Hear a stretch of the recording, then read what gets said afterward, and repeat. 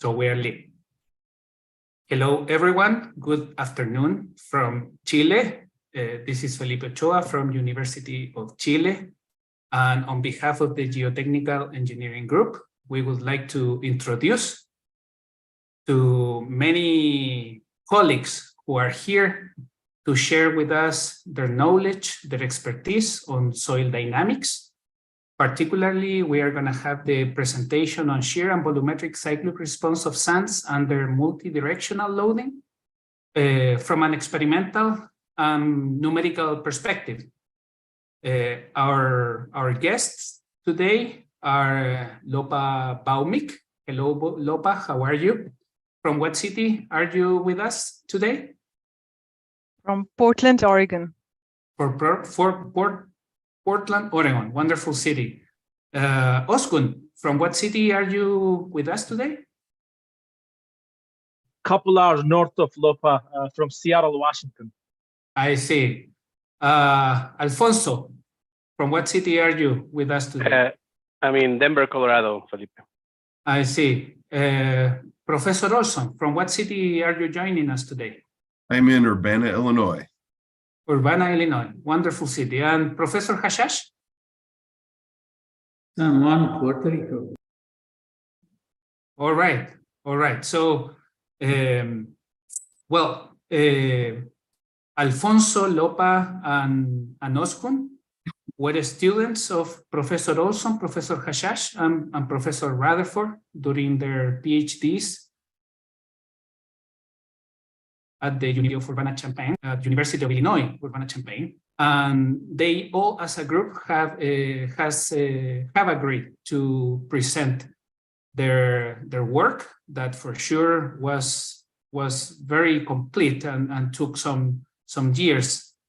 Professor Olson, it seems to me that you will introduce the work as an overall perspective, right? Can you let us know about this wonderful project that you are working on? I'm happy to, and thank you, Felipe, for the invitation to present the work from Doctors Numanoglu, Bhaumik, and Cerna-Diaz. This fantastic opportunity, and thank you very much. I would like to acknowledge our sponsor on this project from the Nuclear Regulatory Commission was Dr. Thomas Weaver, and we are thankful to the Nuclear Regulatory Commission for supporting us on this project and working so closely with us. It was a fantastic interaction for all of us. So I just wanted to take a few minutes to present an introduction before I hand it over to our former students and now fantastic professionals out in the real world doing real geotechnical engineering. I'll hand it over to them shortly, but I wanted to talk a little bit about the motivation. I'm sure you all recall the Fukushima nuclear power plant accident following the 2011 Tohoku earthquake in Japan. Well, that accident and disaster that ensued from that earthquake and from that power plant led the Nuclear Regulatory Commission here in the United States to reevaluate the seismic safety of all of their facilities.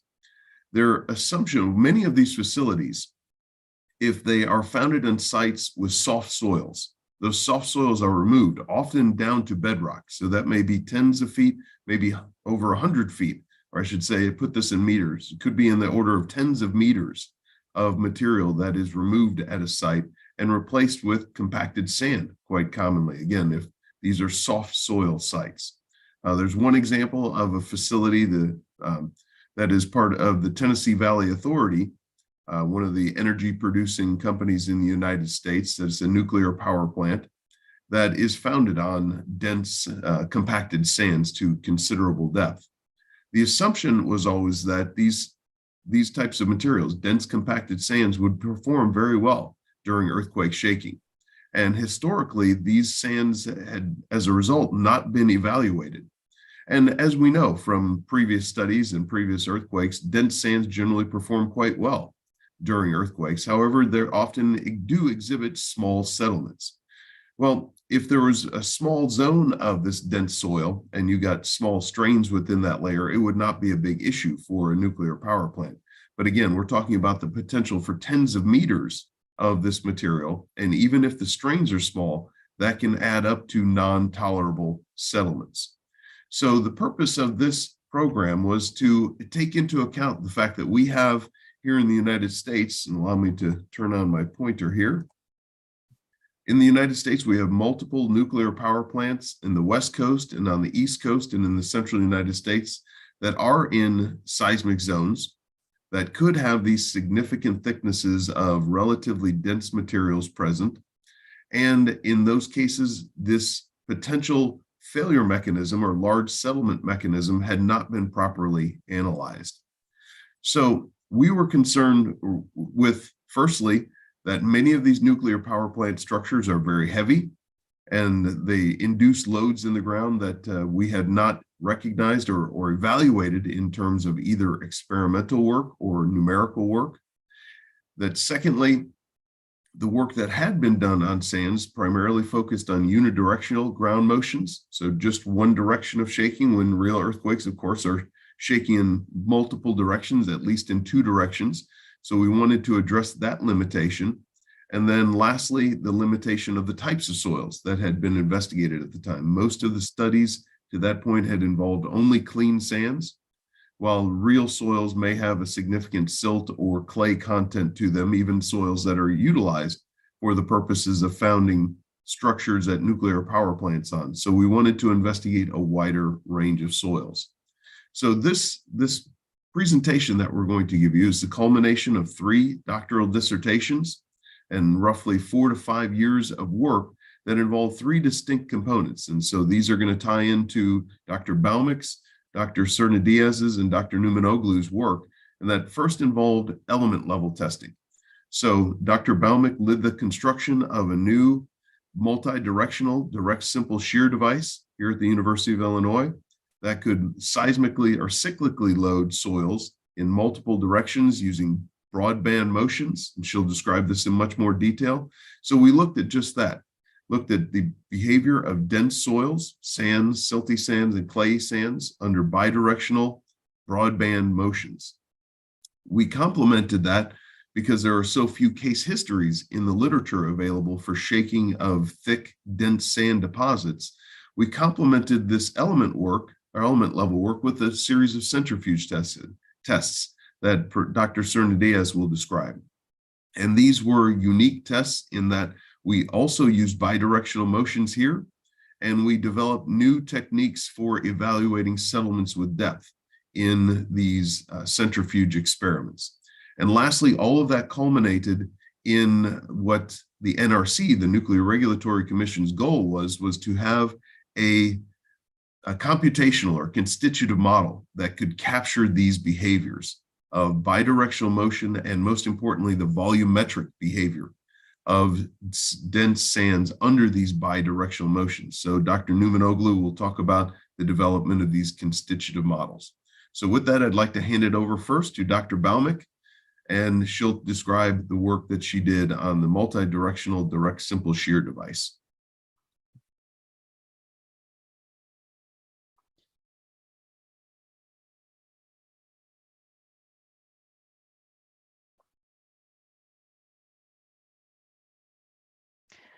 Thank you, Professor Olson. Can everyone see my screen and hear me okay? All good. Yes. All right. Thank you. Good evening, everyone. I'm going to talk about the laboratory testing portion of this research program that we did using the Illinois Multidirectional Cyclic Direct Simple Shear Device, or the IMCDSS, as we call it. Here's an outline of my presentation. I'm going to talk a little bit about the background literature that we looked at, which builds on the motivation that Professor Olson just spoke about, followed by a description of the materials and methods that we used in our study. Then I'm going to give an overview of the IMCDSS device, including the features, capabilities, and the limitations of the device. And then talk about the experimental program that we did using different sands to study the drained and undrained response under multidirectional shear. This slide here presents various studies that are available for drained volumetric strain. As you can see here, there's a wealth of studies. Let me turn on my pointer. There's a wealth of studies for unidirectional loading, but very, very limited studies for multidirectional loading. Pike et al. Was the one who pioneered the study of multidirectional loading on a behavior of clean sands. He tested Monterey sands and stacked one shake table on top of another to apply the bidirectional loads. And later work was done by Fukutake and Matsuoka for multidirectional loading of sands. This slide here lists the different literature available for studying the undrained response and the reconsolidation volumetric strain. This is the volumetric strain that occurs due to the dissipation of pore water pressure that's generated during a seismic event. Similar to the drained behavior, there's a wealth of study for unidirectional loading, but a very limited study on multidirectional loading. The first work that tested saturated sands under bidirectional DSS was done by Ishihara and Yamazaki at the University of Tokyo in 1980. This was followed by the work of Ishihara and Nagase, Kamerer, and Matsuda et al. Here are a couple of other volumetric strain studies using partially drained loading and partially saturated loading. The work that you see here, Cerna-Diaz 2018, is the subject of the next presentation, so you'll be hearing quite a lot more about that one.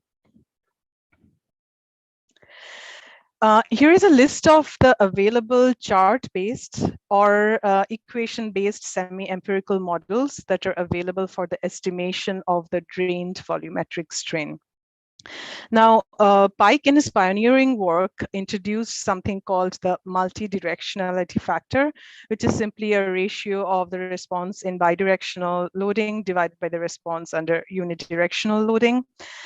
And he recommended, based on experiments, MDF of 2 for drained volumetric strains. And you can see in all subsequent empirical, semi-empirical models for drained volumetric strains starting from Tokimatsu and Seed, 1987, up to the work by Lastly in 2015, all used that single factor that was recommended by Pike in 1975. One thing to note here is that the work of Pike, while pioneering, was based on a single clean sand and single density. So it might not be applicable to the soils that have either silts or clays that we encounter in the fields or soils with different densities. Here is a listing of commonly available pore water pressure generation models. The strain-based models from Vucetic and Dobry also uses a factor of 2 in their equation based on Pike's work.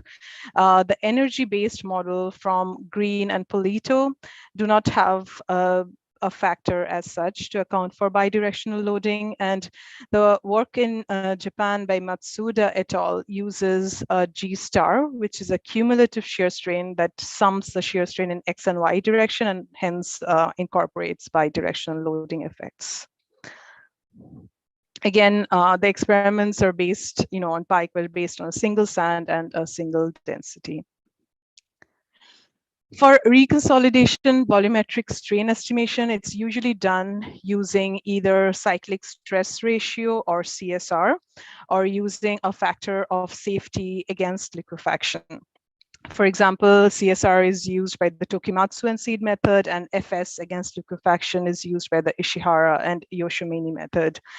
In the factor of safety against liquefaction-based methods, multidirectional loading is not explicitly incorporated. In the CSR-based methods, a reduction factor of 10 to 30% is used for CSR to account for bidirectional loads. And in the Chetin et al. Model, this reduction in the CSR was defined as a function of the relative density of the soil. Now I'll talk about the materials we tested in our experimental program at Illinois.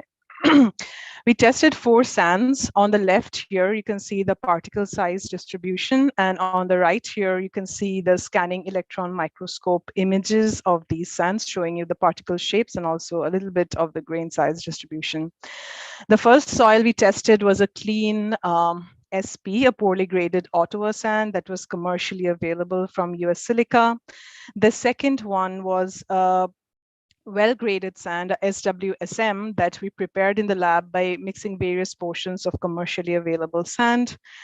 The third sand was a Mississippi River silty sand, and this is a naturally occurring sand that we sampled from Cape Girardeau in Missouri. The fourth sand was a SC, and we formed that sand by mixing parts of the Mississippi River silty sand and parts of Gulf of Mexico clay. And this Gulf of Mexico clay was sampled from the Walker Ridge area in the Gulf of Mexico. Now I'll go into a little bit into detail about the Illinois multidirectional direct simple shear device, which I'll call the IMC-DSS from now on. So we elected to go with a DSS device because it realistically simulates dynamic loading.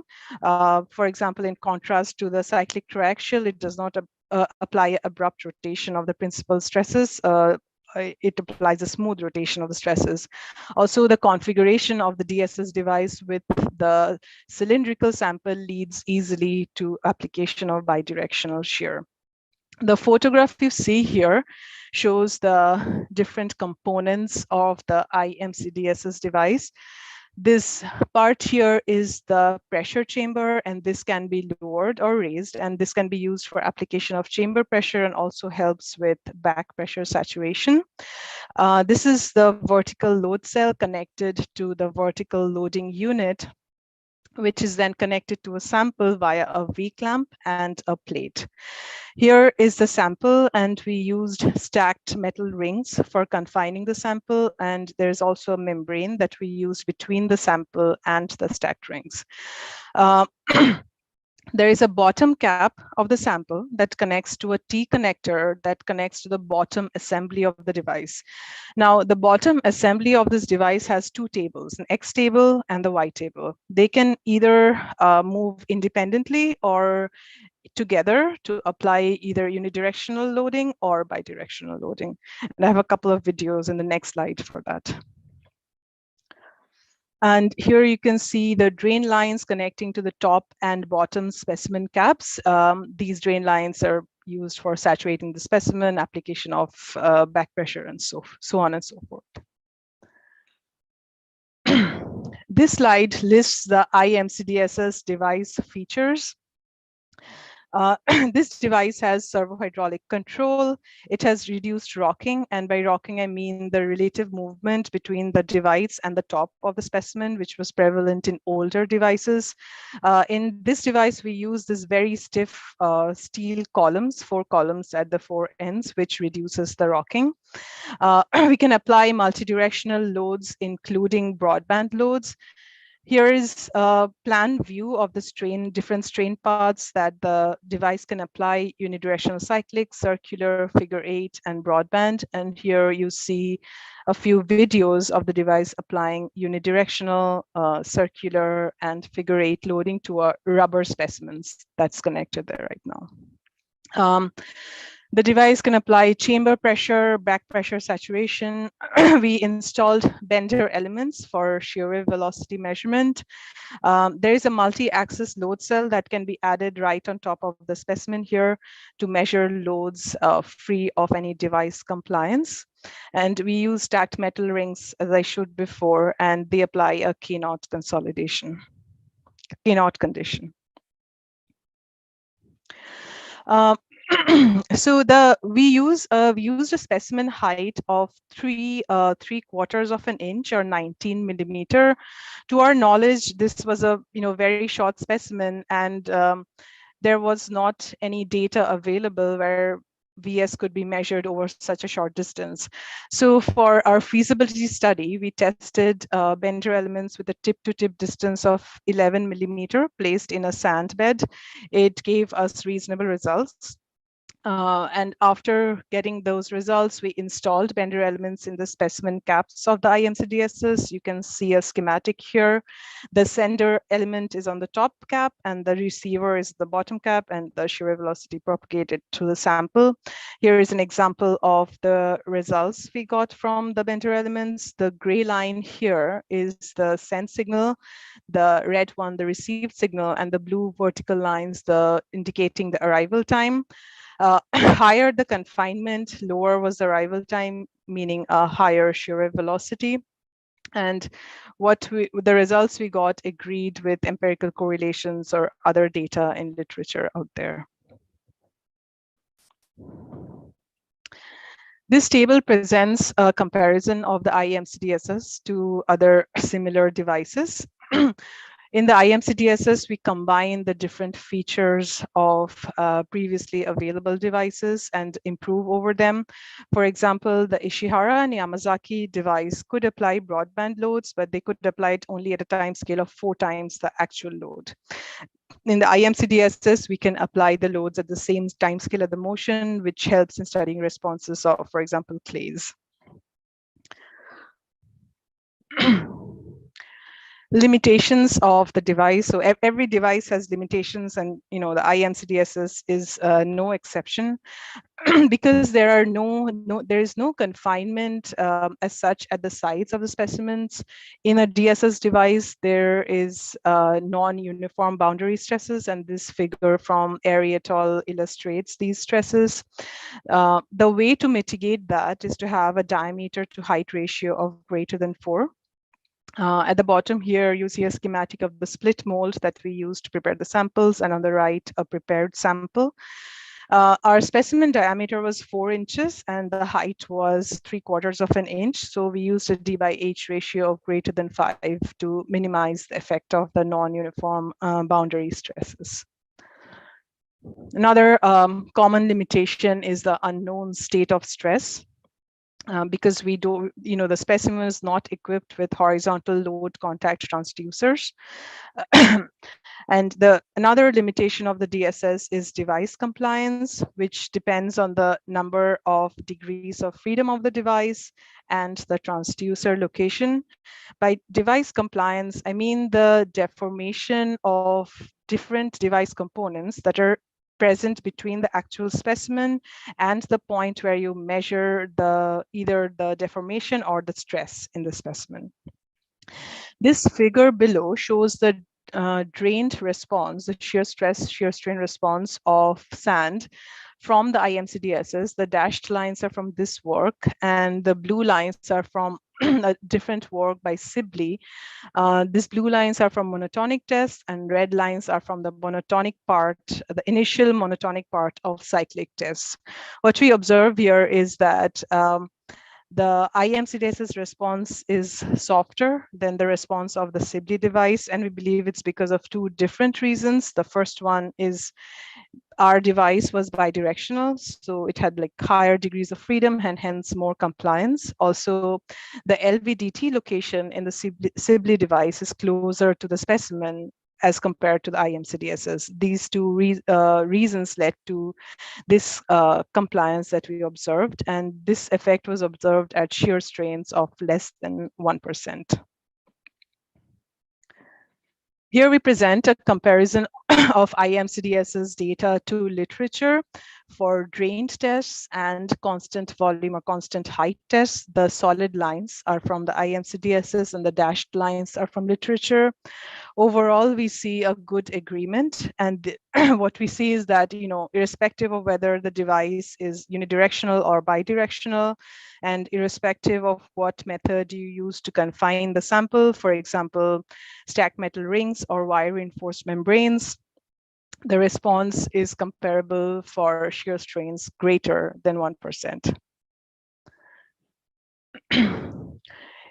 Here is a comparison of results of the IMCDSs to data from the literature for cyclic tests and monotonic tests. The figure here shows volumetric shear strain at 15 cycles between the IMCDSs from the red points and the blue points from Duku et al., showing good agreement.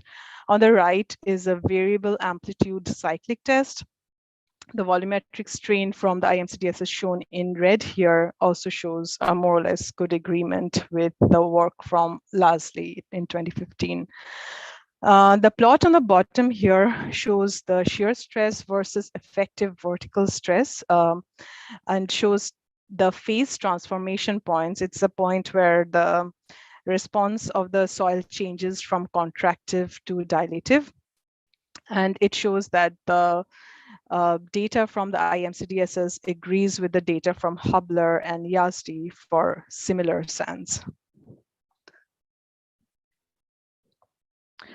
In summary, the IMCDSs has state-of-the-art features that improve over other existing DSS devices. It produces results that are qualitatively and quantitatively comparable to the results published elsewhere. There is some effect of device compliance based on the number of degrees of freedom and transducer location, and this effect is seen in the shear stress shear strain response at shear strains of less than 1%. This slide shows a summary of the different testing protocols that we used for our research program. We did both drained and undrained loading tests. We used various strain paths, including unidirectional, circular, oval, figure 8, and broadband. We used consolidation stresses of 25 to 400 kPa, shear strains of 0.1 to 10%, relative density of 55 to 100%. We used a couple of different sample preparation methods. We used dry pluviation using a funnel. And then we applied table vibrations as required to densify the sample. On the right here is a schematic of it. We would prepare the sample, place a minimum surcharge on top of it, and use a rubber mallet to apply vibrations to the table to densify the sample.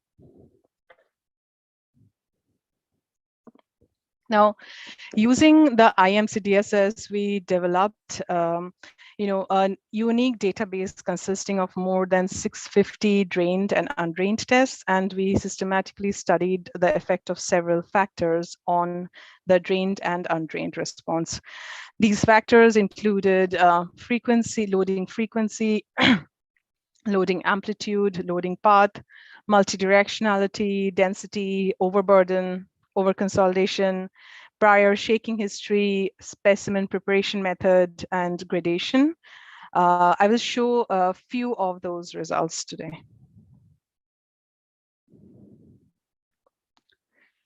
This slide here shows the effect of loading intensity and duration on volumetric strain. These are cyclic shear strains of 0.07 to 7%, and this is the drained volumetric strain with respect to the number of loading cycles. So as expected, higher the shear strain, higher is the volumetric strain. Also, one other thing to note is that the majority of the volumetric strain, for example, if we follow this 7% shear strain response line here, the majority of the volumetric strain, up to 6%, occurs in the first 15 loading cycles.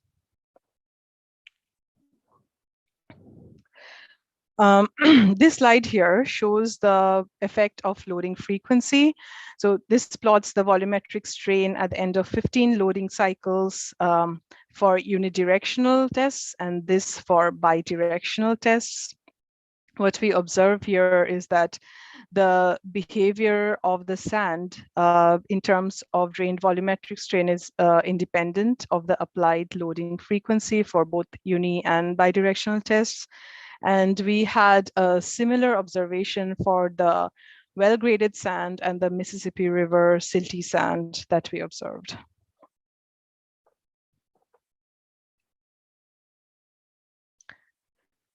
This slide shows the effect of bidirectional loading on volumetric strain. If you look at this is the plan view of the shear strain that's applied to the specimen. If you look at the gray line here, that's the unidirectional cyclic load, resulting in the least amount of volumetric strain. This is followed by this oval shear strain path that applies bidirectional load and leads to a slightly higher volumetric strain than unidirectional.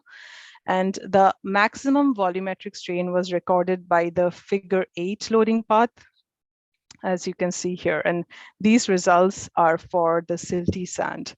So we believe that the figure 8 loading paths applies a change in that direction of application of the shear strain abruptly at these 4 different corners, as opposed to the oval path, which applies a more gradual change. And this sudden change at the corners of the figure 8 leads to a certain unlocking of the particles, which leads to greater volumetric strain accumulation. This slide shows the effect of density on volumetric strain. The top 4 figures show unidirectional loading, and the bottom 4 show bidirectional loading at 1 cycle, 15 cycles, 25, and 100 loading cycles. So volumetric strain decreases with density. This line here is for a density of 93%, while this line here is for a density of 62%. A couple of interesting things to note here is that for bidirectional loads, the volumetric strain leveled off at shear strains of 5%. So in increasing the shear strain beyond that, it didn't result in any further increase of the volumetric strain. Also, this, if you notice these shaded lines, shaded boundaries over here, this is the ultimate volumetric strain, which is calculated using the E minimum determined using ASTM procedures. What we observed is that this, in absence of any other data, the EV ultimate determined from E min can be used as a realistic upper limit for volumetric strain estimation. This slide shows the effect of overburden on volumetric strain. This is the effective vertical stress on the y-axis, and this is the K sigma factor. This K sigma factor is defined by the volumetric strain at a certain sigma or vertical effective stress and divided by the volumetric strain at 100 kPa vertical effective stress. What we observed from here is that, like, irrespective of whether it was the clean SP sand or the SWSM or the excuse me, Mississippi River silty sand, there was this K sigma factor had a unique relation with respect to the confinement, which is represented by this equation here. Give me 1 second to get some water.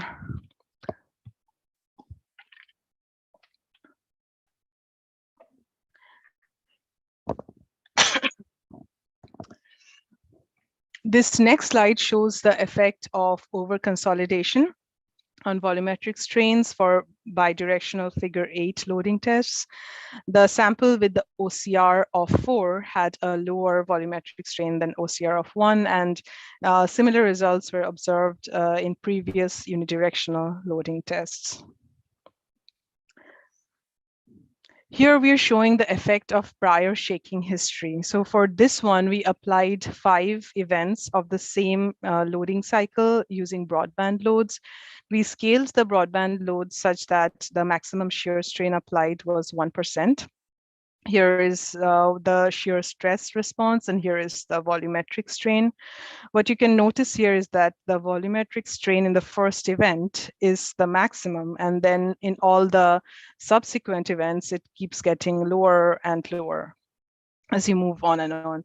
So we defined a factor to capture that, which is the ratio of the volumetric strain in event 2 divided by the volumetric strain in event 1. And you see a summary of that over here for 3 different sands for both unidirectional and bidirectional tests. We didn't observe any specific trend over here, but we concluded that if you have older deposit that has experienced prior shaking, the volumetric strain could be 0.2 to 0.6 times of the strain that's observed in a newer deposit of soil.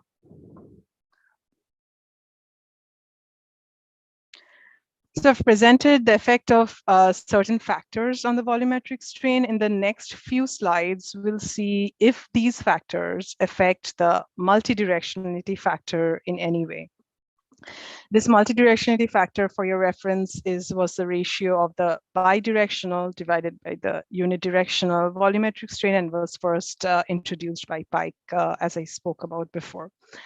So here are a couple of plots of the MDF with respect to shear strain at 5 and 15 loading cycles for oval and figure 8 loading paths. What we observed from here is that the MDF was independent of the shear strain and also independent of the loading path for shear strains of less than 5%. Here are a couple of plots showing MDF with respect to relative density for, again, 5 and 15 loading cycles and over oval and figure 8 strain paths. We observed again that MDF is independent of the relative density. And you can see more scatter in the data at lower relative density. It's simply because we had done more tests at that relative density. These two plots similarly show the effect of effective vertical stress on the MDF for drained volumetric strain. And we have the same observation, that is, MDF is independent of the confinement. This figure here summarizes the MDF for different soil types. On the left, I show results from the broadband test that we did, and on the right are results from the cyclic, oval, and figure 8 tests. So for the Ottawa sand, for the SWSM, and for the MRSM, all these sands, all these tests show that the MDF is independent of the soil type as well. So we could use the same multidirectionality factor for any sandy soils, for any confinement, for any loading shear strain conditions less than 5% that we encounter.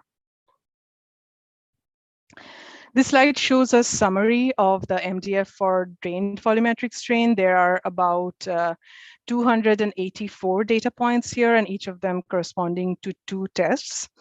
And the red circles show results from uniform cyclic tests. The black rhombuses you see here are from broadband loading tests. The yellow highlighted part here is the range observed by Cerna-Diaz in dynamic centrifuge tests, and he'll be talking about it in the next presentation. The blue dashed line here is the factor of 2 that was recommended by Pike based on those single tests on a single sand. We saw that our average was close to that, but we recommended this black line here, which is our mean +1 standard deviation, which covers around 68% of the data. And that factor was about 2.8 up to shear strains of 5% and reducing to 1 at shear strains of 10%. On the right here, you see a statistical distribution of the different MDFs we measured, again showing the mean +1 standard deviation MDF of 2.8. Now, similar to the drained response, we systematically studied the effect of various factors on the undrained response, and I'll show a couple of them today.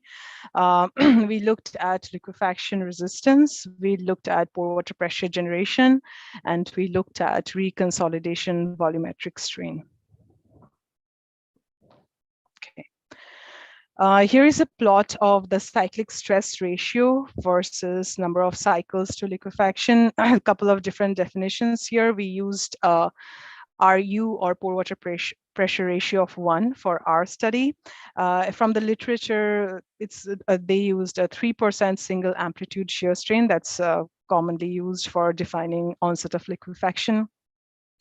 What we observed here is that to at the same number of loading cycles, a CSR of only 0.6 to 0.67% was required if the loading was bidirectional as opposed to unidirectional loading. And we observed this for all the sands that we tested, the well-graded sand, the poorly graded sand, and the silty sands. This agreed with the data that was observed in 1980 by Ishihara and Yamazaki, and these solid lines are from Ishihara's study. A couple of slides about pore water pressure. These four plots show pore water pressure at 1, 5, 15, and 25 loading cycles. And the rhombuses here represent unidirectional loading, and these figure 8s and circles represent bidirectional loading. As we observed here, larger the shear strains causes larger pore water pressure generation, and bidirectional loading results in higher pore water pressure generation prior to liquefaction. Here's a couple of figures showing the effect of density on the interpreted R hue. The denser the soil, the lesser the R hue, and results for SW/SM are shown here. These two plots show the effect of effective vertical stress or confinement on RU. What we observed is that for the same shear strain amplitude, the RU was independent of the confinement. And similar observation was seen in Wu's work in Berkeley in 2002. This slides presents a summary of the pore water pressure multidirectionality factor. Again, the MDF is defined here for your reference. Because the undrained response is commonly characterized by a factor of safety against liquefaction, we elected to use that factor to summarize our MDFs. The red points here are from the lab testing that we conducted. The black points here are from Wu and Kamerer's work, and the open rhombuses here are from the centrifuge testing by Cerna-Diaz. What we observed is that prior to liquefaction, the factor, the MDF factor was about 2, and following liquefaction, when the pore water pressure becomes 1, the MDF is 1.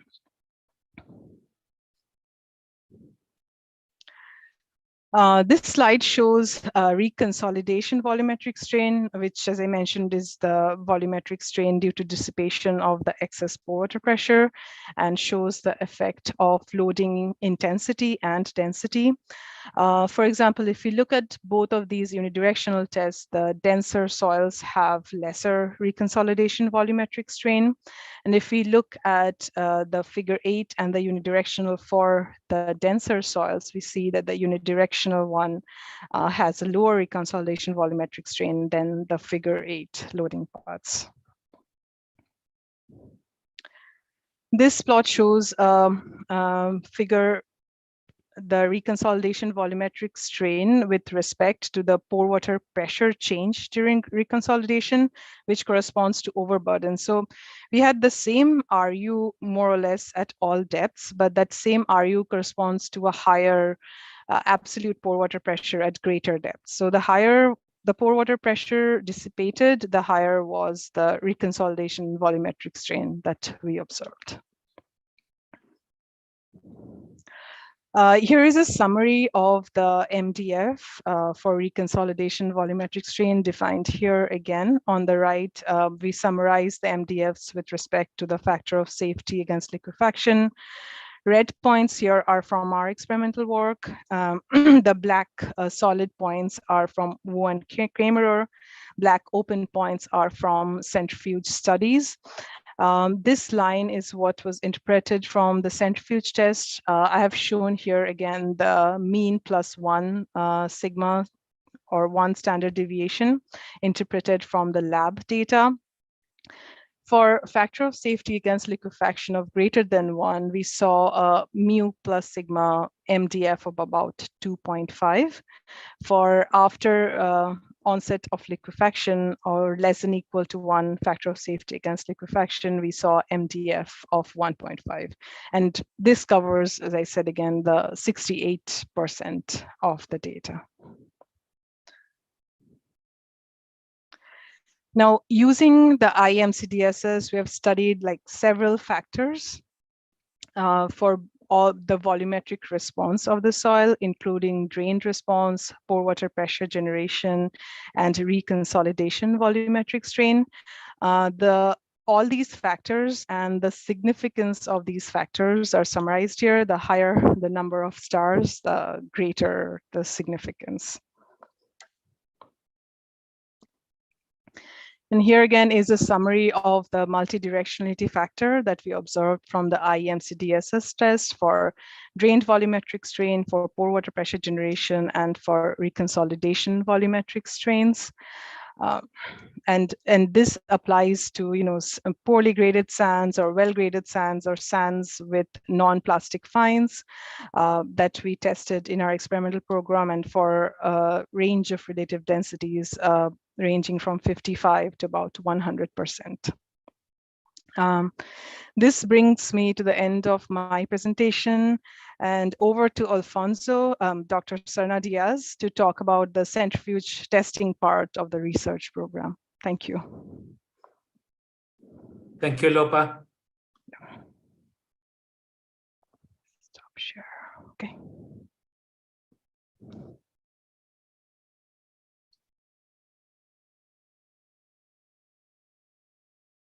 Alfonso? Sorry, of course I was muted. Yeah, thank you, Lopa, for your presentation. I'll share my screen.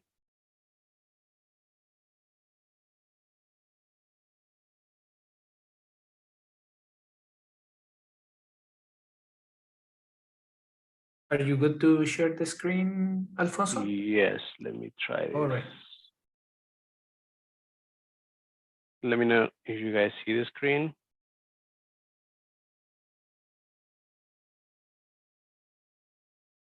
Perfect. Okay, so the next presentation, basically, we're covering the centrifuge testing. We perform a suite of tests, to account for large-scale behavior in terms of multidirectional response of sands. This is the outline of this presentation, a quick introduction by Scott. Then I'll describe in detail the dynamic centrifuge testing and the free field and soil structure interaction test results.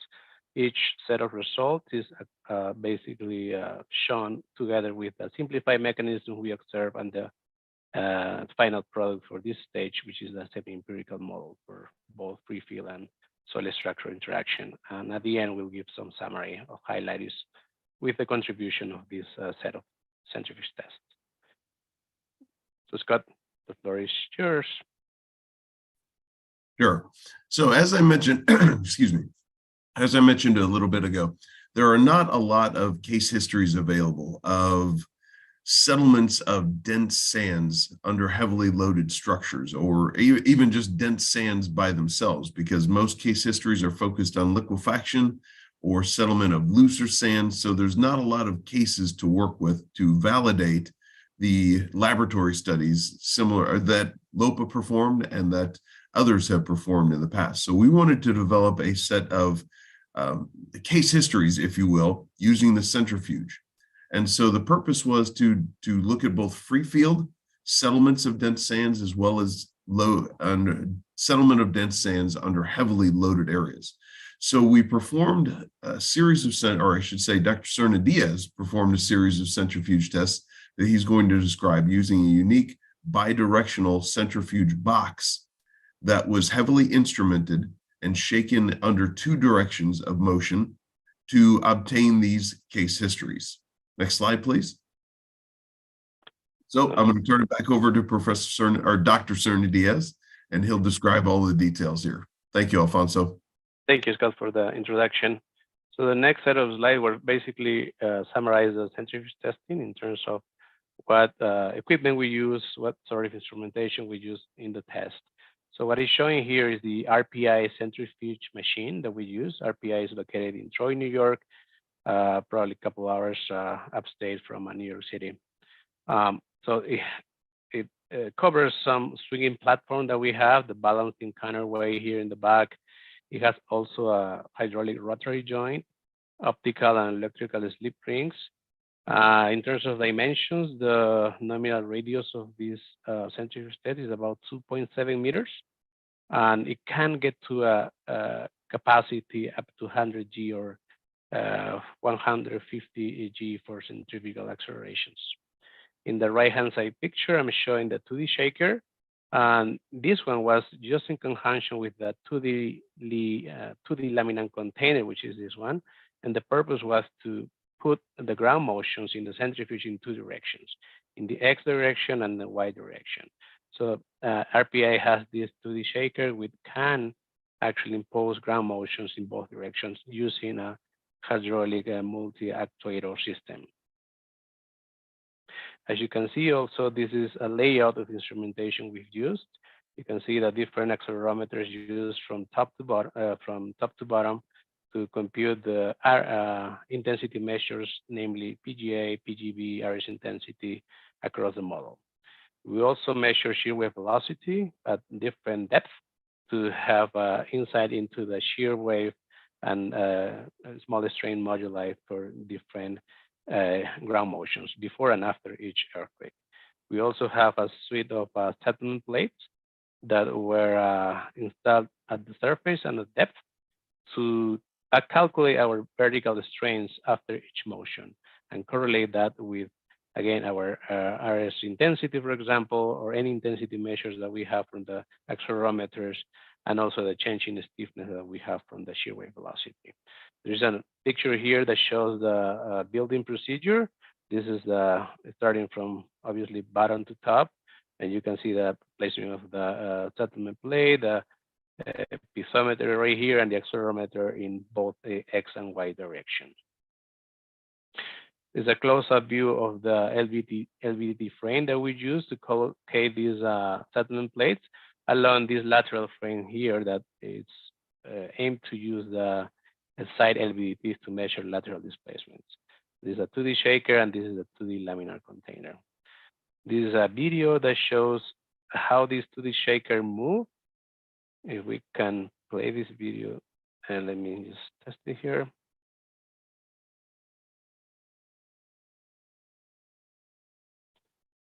For some reason, it's not showing, but if you will see in the website from the RPI centrifuge testing, you will see that this 2D laminar container can essentially move in any degree of freedom. So that's the beauty of this device, that can simulate multidirectional earthquake loading.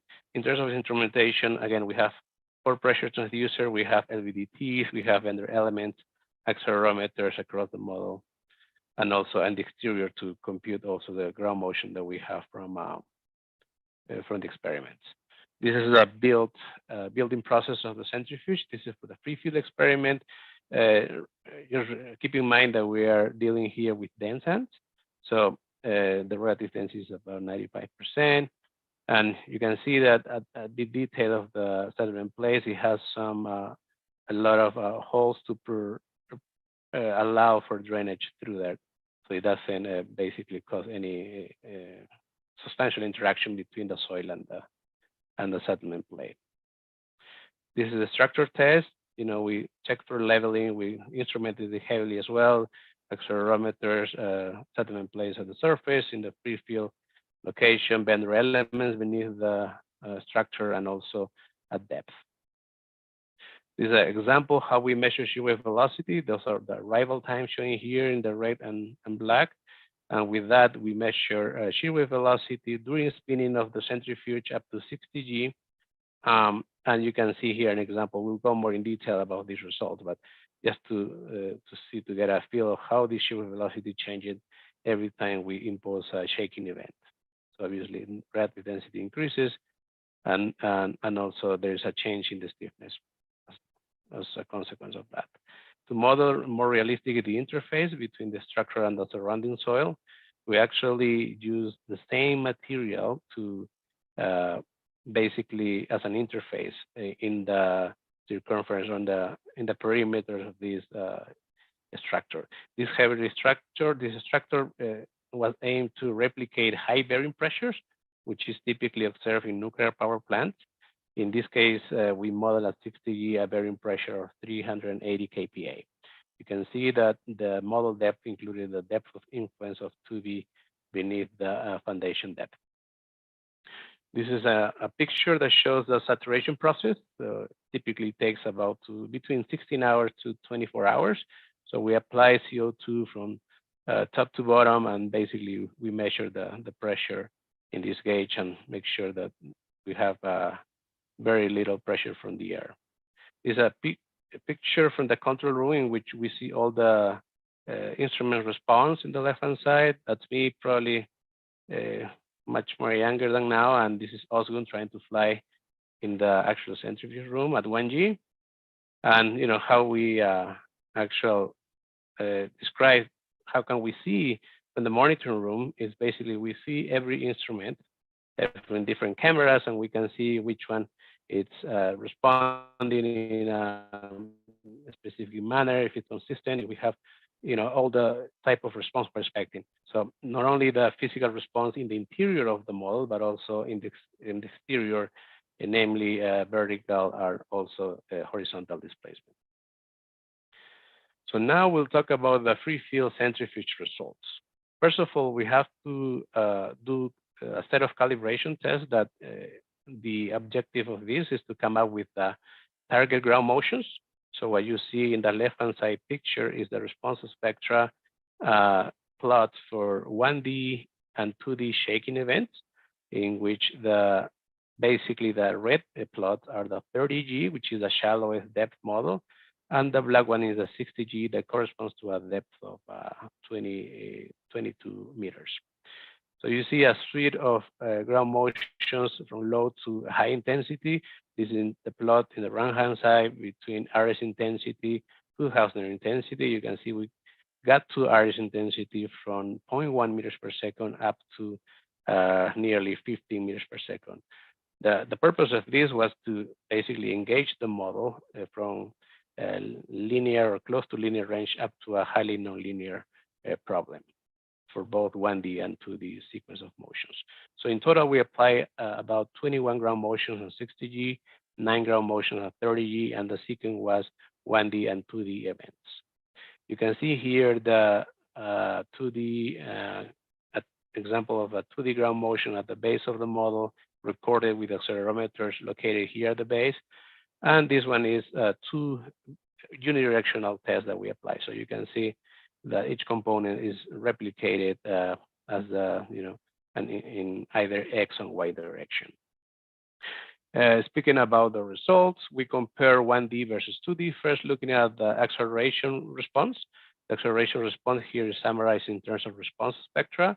The red one is the shallow accelerometer at the surface. The black one is the input motion at the base at 20 meters. So we can see a ground amplification of the ground motions and also minimal differences between 1D and 2D for this dense material. So what this is showing for only one ground motion, but if we look at the whole suite of ground motions from these experiments, we can see that the bottom plots are showing the residual, which is the difference between the recorded ground motion or spectral acceleration in the X direction compared to the spectral acceleration in the X direction for the 2D motion. So essentially, they show a mean residual nearly 0, which shows that the dynamic shear behavior is not significantly affected by multidirectionality shaking. Also, we looked at the amplification factors. Here, the amplification is defined in the centrifuge level, defined as the intensity measure, namely PGA or PGB at the base of the model, compared to the amplification or the recorded acceleration or intensity measure at surface. So this is the result for our experiment in 60G, 30G, and other experiments that we collected for 10 cents for the PGA and PGB. And what we see is that dense also amplify. There's an amplification on the ground motions, and the the amplification is also showing in PGA and the PGB. And what we see interestingly, when we compare the RH intensity and what we define, or what the other intensity measure defined by Hausner intensity, is that the Hausner shows less scatter or variability in terms of amplification compared to the RH intensity. That's because RH intensity is controlled by the PGA for the acceleration time history, which is a high frequency parameter. Therefore, given the high variability in the ground motion, we have different levels of amplification. However, the Hausner density is controlled by the velocities, and what we see much more narrow values in terms of amplification, which is interesting from a point of view of semi-empirical models, because then we have to deal with the less variance in the demand parameter in terms of in the semi-empirical relationships. We also looked at the centrifuge shear stress, shear strain loop, hysteresis loops. So you see here a suite of ground motions, M13, M5, M1, and M11. Actually, M5 is the earthquake from Chile, the Maule earthquake from 2010. We actually put the same ground motion from, if I remember correctly, one of the stations was from the Concepcion city. You can see that for this dense material, we have different level of nonlinearity, right? So for the stiffer or the deepest accelerometers or back calculated shear stress response is showing a stiffer response. But as you get shallower, the stiffer will have more shear straining, more action going on the surface. So the stiffness reduces and we get much higher shear strains as we expect. This is the procedure we use, a procedure by Segal 1995. And we computed maximum strains across ground motions up to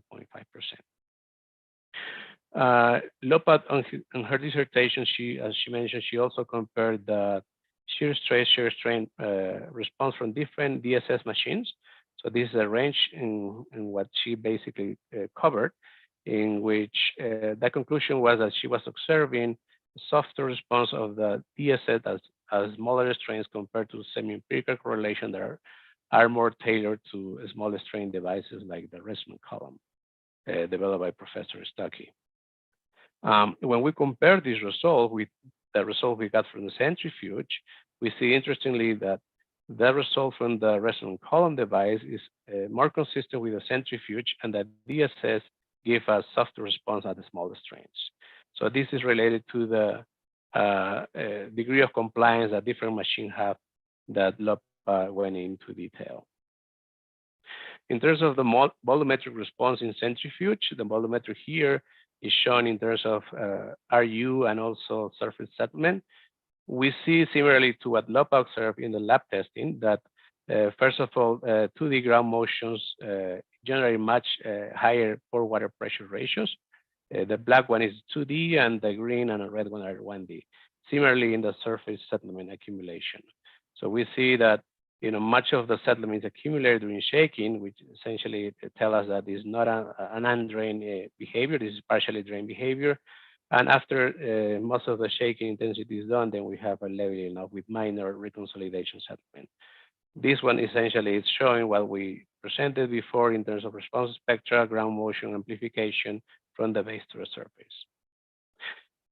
There were other experiments done elsewhere in loose sands, the relative density is 40%, done by Su 2005, in which they reach liquefaction and that multidirectionality factors, which is defined here as a ratio from RU 2D and 1D, what was in the order of anywhere between 1 to 1.5. However, for these dense sands, we computed much higher multidirectionality factors. So this is a ratio between RU 2D and RU 1D for the centrifuge test, that one of the motions that we had, and the ratio goes to 1.5 all the way to nearly 4.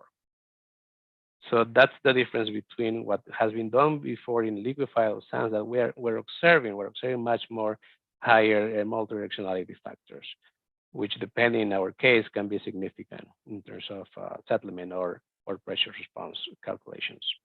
So going in more detail in terms of the shear stiffness or shear wave velocity calculation here, we calculated the shear wave velocity pre and post each shake.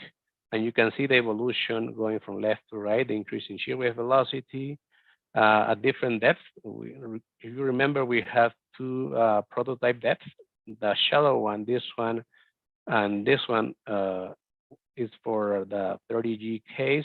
And then we also have for the 60G case, which we go up to 18 or nearly 19 meters in terms of the depth of the bender elements. We see an increase of the shear wave velocity.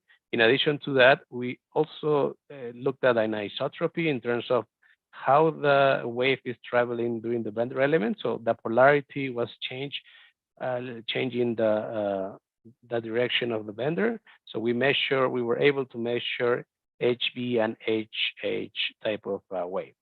What we saw is that HB result is consistent with published correlation for the same Ottawa-San.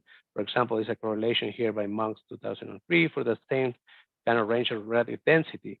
However, the shear wave velocity measured in the horizontal direction with the horizontal polarity, we see that the range of shear wave velocity was much higher. And this is explained because any pre-shaking event will not only densify the soil, but also will increase the lateral stress. So you have a combined effect of not only decreasing the void ratio, but also decreasing the mean effective confining pressure. And that results in an increase in the shear wave velocity that is much higher than what correlation will predict under normally consolidated conditions. This is a summary of the volumetric response in terms of multidirectionality factors. There's a lot of data here.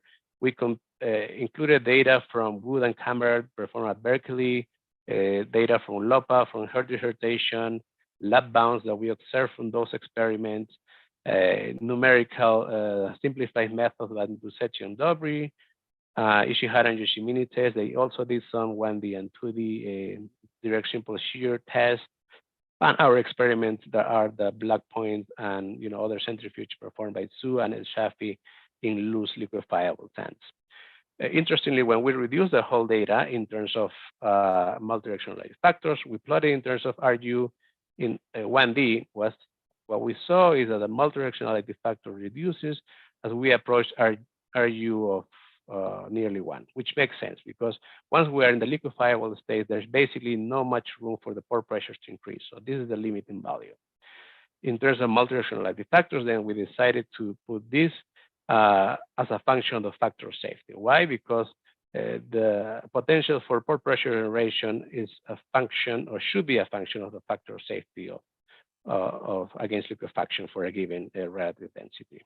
And what we saw is basically an overall trend in which as we increase our factor of safety, namely we reduce the potential for RU, therefore the multidirectionality factors in the range of multidirectional factors can increase up to values of 3 or 4. However, once we get to liquefiable sands with high potential of RU development, then that multidirectionality factors yield nearly 1 up to very low factor of safety against liquefaction. Similarly, for the volumetric response in terms of this is the equation we came up with. Similarly, for the volumetric response in terms of vertical shaking induced vertical strain, typical relationship Lopa summarized, we use spike, which is a constant MDF of 2. But what we really see in saturated sands, depending on the density, is a transition as well. So once we are dealing with level of RU nearly or low, less than 0.5, then we can get to high multidirectionality factors. As we approach loose sands with either minor or moderate level of shaking intensity, this NDF can get reduced. It doesn't get to 1 because you still have the effect of the shaking intensity on the plastic shear strains, but it reduces the value up to 1.3 is what we cap it here. So in summary, for multidirectionality factors in centrifuge, we gather data not only from our testing for dense sands, but also included loose sands for lab and centrifuge, and we saw a transitional response among them. Now, with our database, if you recall, we have accelerometers across the depth of the models. We had settlement plates across the depth of the model. We also have piezometers we also have shear wave velocity. So this is an example of what we did with each shaking test. So we can compute total segment. From those, we can compute vertical strains with depth. We can compute the shear wave velocity or the stiffness, Gmax. We can compute the iris intensity in each depth. We can compute PGA and PGB, and then we have a database. The database consists in the x-axis, for example, an intensity measure. In this example, I'm showing here the iris intensity in meters per second. In the y-axis, I'm showing the shaking-induced vertical strain. What we saw is that the extracted shaking-induced vertical strain reduces as the stiffness increases. And again, all of this is measured in the centrifuge. There's nothing related to modeling here. So this data was consistent with our observations and gave us an realistic or more fundamental parameter that in this case is stiffness as opposed to penetration resistance. Now, when we wanted to combine 1D and 2D, for example, using iris intensity for 1D or 2D for the 2D test, or Hausner intensity for 1D or 2D test, we saw that the total Hausner intensity, for example, was able to capture the differences between 1D and 2D.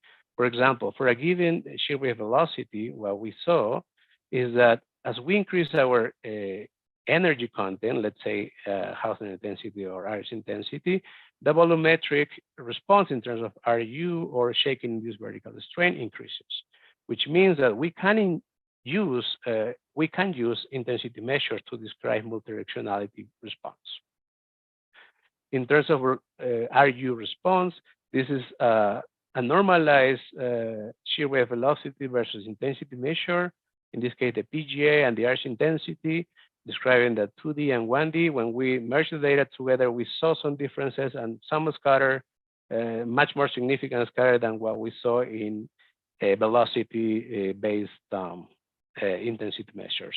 And this is consistent with other researchers have been finding, using, for example, the velocity type of intensity measure, the CAV, the cumulative absolute velocity.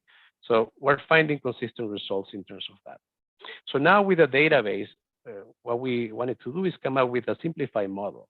The simplified model, in this case, I was inspired by Professor Hashash's work, actually, in terms of the GQH model that he had for deep soil. So this is, in a sense, similar, but for volumetric strain. And what is the physics behind it? Three things. The first, this equation predicts zero vertical strains for zero shaking intensity, so it's physically plausible. Number two, it captures the vertical strain nonlinearity at small strains. Number three, also predicts a rate of decreasing volumetric strains with increasing shaking intensity. That's something that Lopa showed in her experiments. So this simplified model captures those three physical observations that we see elsewhere. We can see how the model, I'm not going to go into detail about the residuals, but this is how the model produces the observed database that we had, and this is how we apply it in real life. So first, we perform a nonlinear deep soil analysis. We can download deep soil from Professor Hashash's website, University of Illinois. It's a very well-known site response software. From those, you can, if you do it in two directions, you can compute the total intensity measure, namely iris intensity or Hausner intensity. Then you do a ledger system calculation of the vertical strains. So having the intensity measure with depth, you can then use the GQH model here using this equation and different coefficients and calculate the vertical strain in each depth.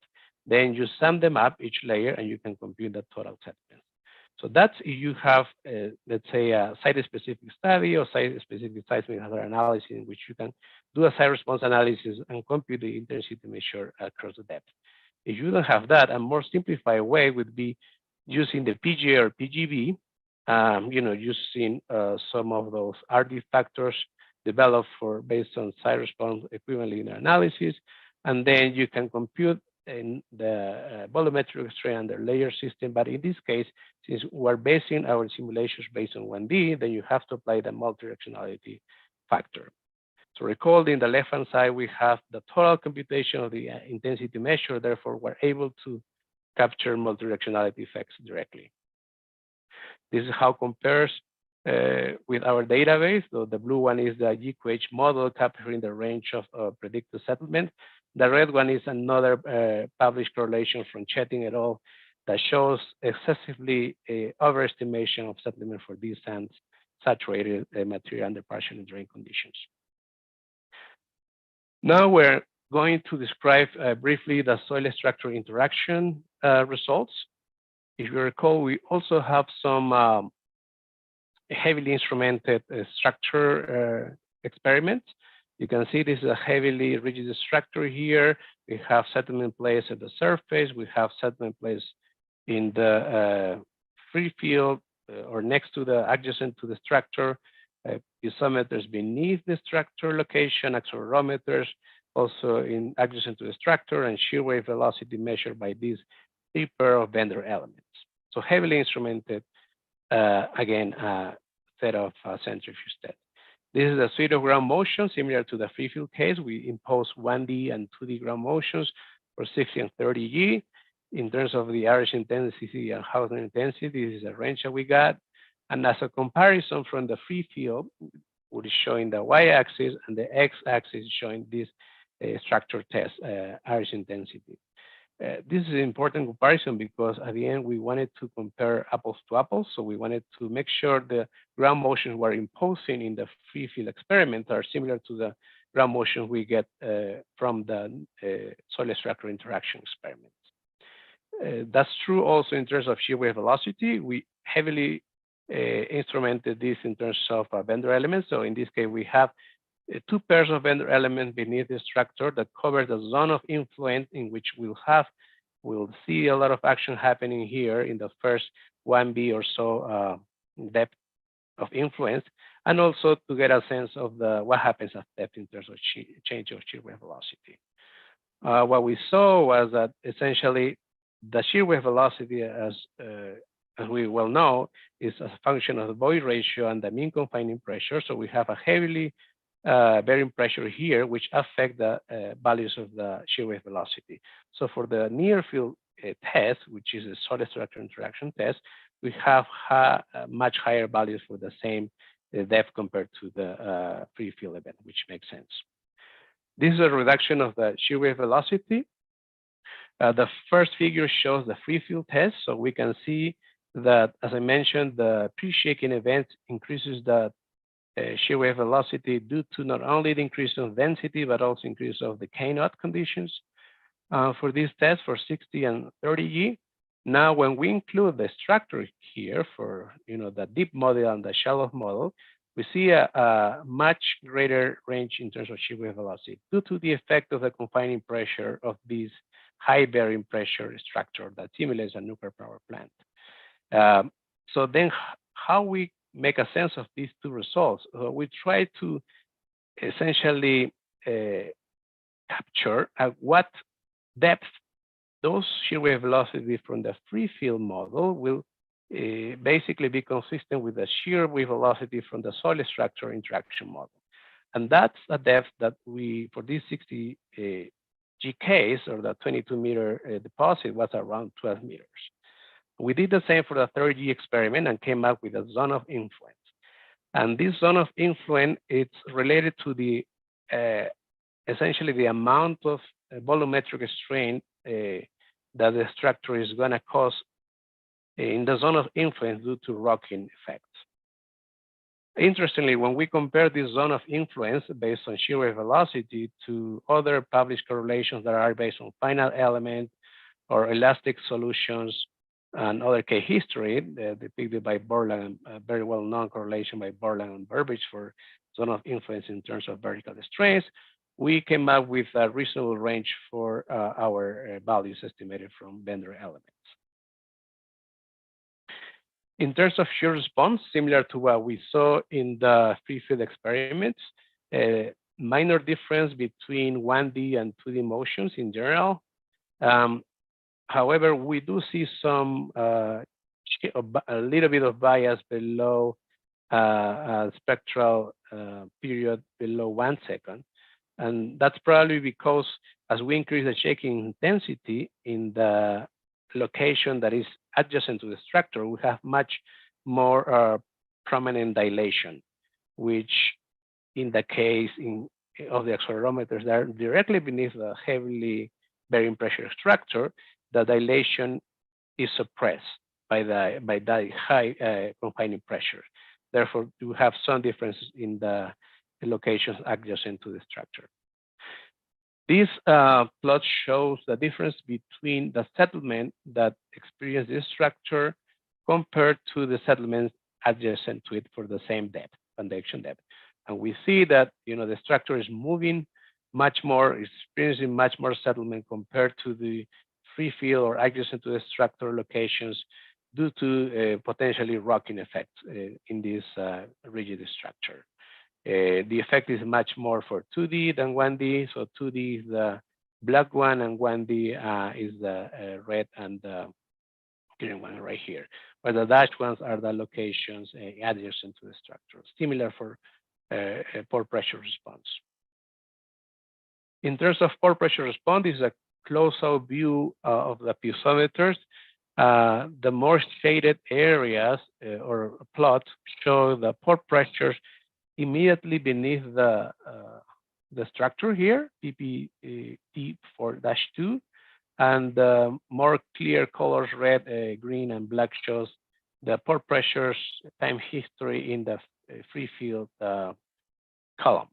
So what we see is that initially the free field response increases pore pressure response almost immediately with shaking, and after shaking or intense event, shaking or intense phase, then we have a reduction in terms of pore pressures.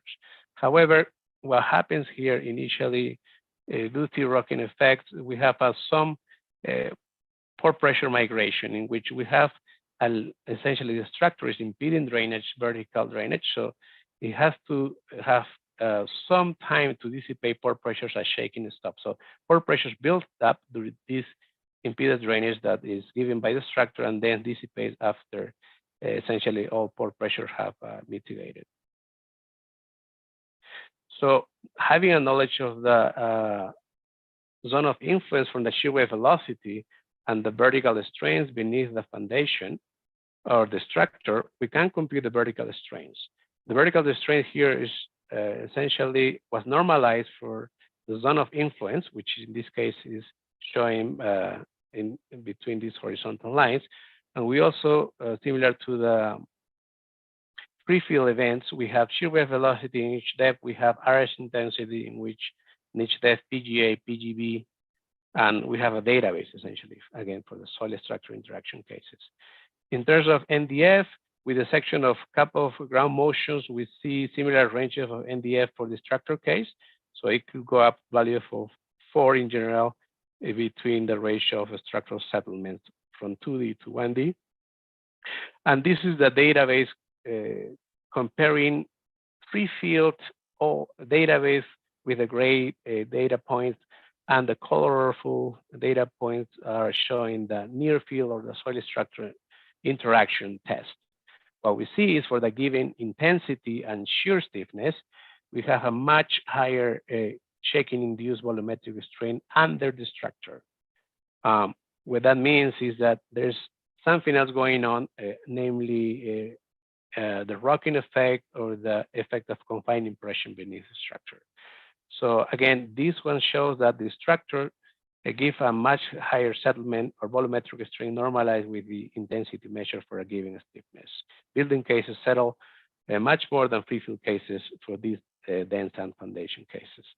This is important because when we apply correlations that are typically used in practice that are only based on free field conditions or level ground conditions, we might be underestimating what happens under a situation which we have a structure on top of it. So with these experiments, then we try to come up with a simplified mechanism of how we can develop this sort of settlements, right? So we have a rigid structure here with dimensions E and H. Luckily, we have accelerometers at the surface of the structure and also at the base. So we can compute the relative acceleration that happens during shaking.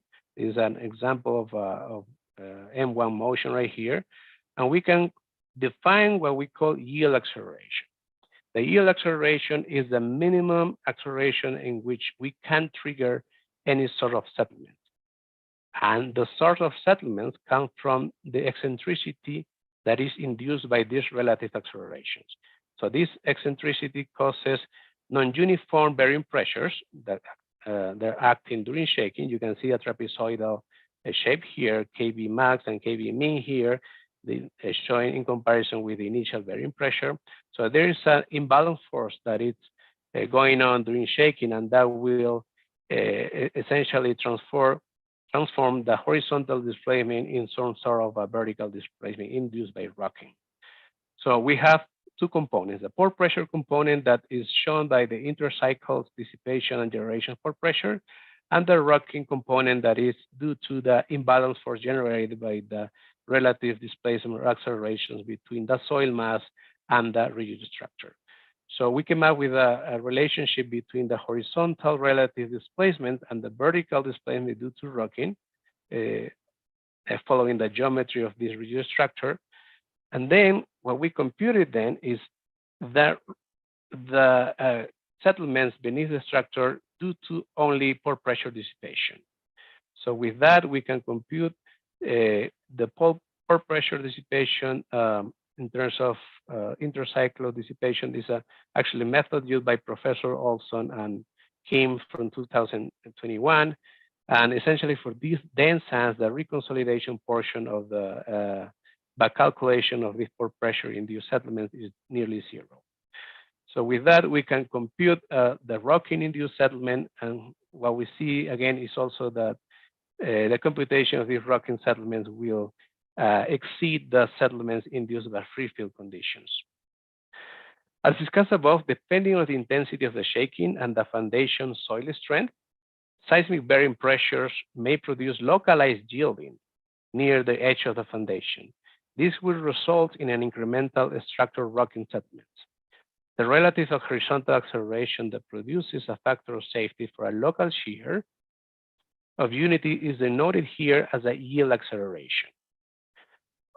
In the next figures, I'm going to show how we compute these yield accelerations for each shaking event. For example, here we have defined the yield acceleration required to match the recorded or the measured settlements using a numeric style displacement type of calculation using the relative acceleration. So we have, again, as I mentioned, instruments at the base of the foundation and the surface, so we can compute this relative acceleration for all the 1D events in which this numeric style displacement calculation is applicable. Then we can compute or back calculate the yield acceleration that will mimic the actual observed settlement. And then we can plot this as a function of the penetration resistance, for this case, from our test. And what we see is that as the N60 increases, then we have an increase in the yield acceleration, which makes sense. As the soil becomes stiffer, stronger, then the yield acceleration required to trigger the initiation of rocking settlement increases. So most of the correlations that we have out there are either based on drain or drain shear strengths based on SPT or CPT penetration resistance. They're based on normalized type of approach. Here, computing, back calculating this yield acceleration, we try to compute the mobilized dynamic shear strength that this centrifuge test experience. So for that, what we did is, this is not showing here, but in detail, but we have moment calculation, we have bearing pressure calculations, and with that, we calculate the shear stresses acting on the vertical plane along the edge of the foundation, and we came up with the mobilized shear stresses among all shaking events. And what we came up with when we compare with undrain-based or drain-based correlations is the mobilized dynamic shear strength for these dense sands are a fraction of the drain strength. So then the question was, okay, we came up with mobilized induced or strength close or a fraction to the drain strength. Then we try to incorporate what other information we have from the foundation in terms of stiffness. So Gaceras in 1991 defined dynamic stiffness functions for various rigid foundation shapes for modes of vibration. He has equations specifically tailored for rocking type of vibration. And that's what we use here.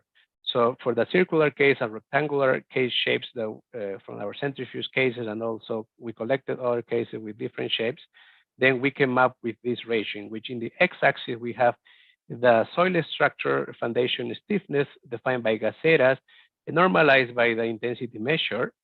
And in the y-axis, we collected all the shaking-induced rocking vertical strains. When we try to explain the scattering in the data, then we realize that it's based on the initial drain normalized strength ratio, which is consistent with our finding that our normalized mobilized shear strength is a function of this shaking intensity. So we can use this preliminary approach. If we have our foundation stiffness from a specific building, we can compute following the Gaceras equations, and we can compute the Hausner intensity, having our mobilized or our drain strength normalized to the initial shear stress in the vertical plane, and compute our rocking stiffness. And the Hausner intensity here will capture either 1D or 2D effect for our specific site. So in terms of predicted model, how we calculate for a forward analysis, similar to the free field, considering that the shear response is mostly unaffected, either if it's 1D and 2D, we'll use deep soil analysis.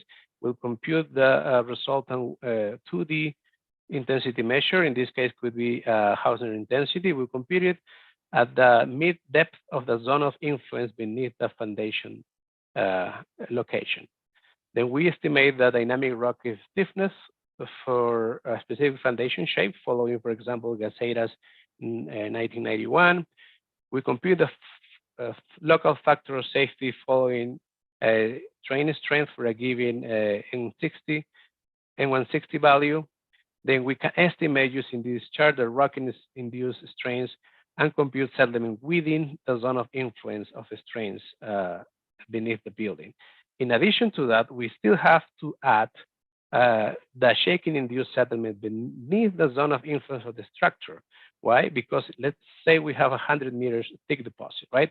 The pore pressure dissipation intercycle that will happen beneath the zone of influence will also contribute with the total settlement. So that's why it's important to still include this sort of settlement contribution. And then we can compute the total settlement. Just keep in mind that our methodology doesn't include any of push factor, because we're directly accounting for stiffness and we are describing the mobilized strength that occur during shaking. In summary, our contributions are divided in three. The first one, we develop a set of 1D and 2D case histories on dense sands with and without a structure to quantify the soil dynamic response in both shear and volumetric space. Second, we came up with MDF, multidirectionality factors, using free field experiments. And then we developed semi-empirical relations that are based on factor of safety. And as we saw, the MDF are RU dependent, which means that are based on factor of safety against liquefaction. So we can have two bounding cases. You can have a dense sand that is subject to a weak earthquake, in which you will predict a higher MDF, or you can have loose liquefiable sand with strong shaking, in which basically the multidirectionality effects will be erased by, at least in terms of RU. For shaking-induced volumetric, you still have some increase into the up to 30%. So the third contribution is the development of screening level free field and near field mechanisms, and also the semi-empirical correlation for estimation of shaking-induced vertical strain under partially drained conditions, using also multidirectionality loading database. The two semi-empirical models are used in conjunction to estimate settlements of structures founded primarily on dense sand during shaking and under multidirectional loading. With that, muchas gracias, and thank you very much. And Ozgun is the next one.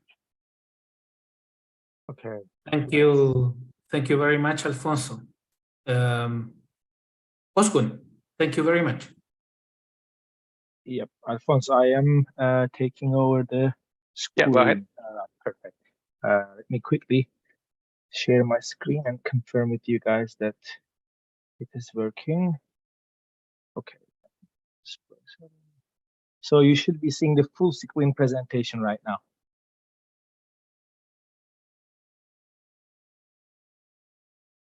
All right. Philip, are you able to see the screen? Just to confirm. Yeah, I can see it Yes. as well. Okay, perfect. Yes. So up to this point, we covered the laboratory testing and centrifuge modeling. And in this presentation, we'll be covering the numerical modeling and simulation of the seismic settlements on dense sands. And I'll be first mentioning additional collaborators from Professor Youssef Hashash's research group, Muhsin Ajar. He is in the State Hydraulic Works right now. He's an engineer there. Dr. Bashara, who is a lecturer in Indonesia now. Dr. Guangcha Xing, working in Langen, and former PhD student, and Alvin Baritando, who is working in Mott McDonald and also former master student. As Professor Olson mentioned, this research was funded by the Nuclear Regulatory Commission. So we worked over 5 years to complete it. The outline of our presentation is going to be motivation and mechanisms of seismic volume change on dense sands, and we will talk about consideration for modeling using advanced constitutive models, and we will talk about three-dimensional seismic soil structure interaction simulation toolbox we developed throughout this project using software Elestina, and the new constitutive model we developed, which is named iSoil. And we will talk about the centrifuge application as Alfonso presented before, and we will show some field applications of the constitutive model, and then several different geotechnical applications will be covered in this presentation, and then we will have some concluding remarks. Just I'm going to briefly restate the motivation for those who joined us after Professor Olson introduced the motivation. So we have a setting of a nuclear power plant buildings sitting on a dense sand deposit in the absence of rock stratum. So basically, the engineering problem we focus on is during the earthquake, ground motion propagates and creates induces seismic settlements, and these potential settlements can convert to differential settlements and cause both either a structural failure or potential utility damage due to differential movements. And Professor Olson also mentioned a couple case histories that motivated this study. But for example, this one is from Kashiwazaki, Japan, Kashiwazaki Kariwa nuclear power plant, and post-earthquake deformation assessment. So on the left, you are seeing a containment structure and the surrounding of soil that has settled, and then this is a person as a measure. Now in this picture, we are seeing that the surrounding settled, not the structure itself. Why would that be a problem?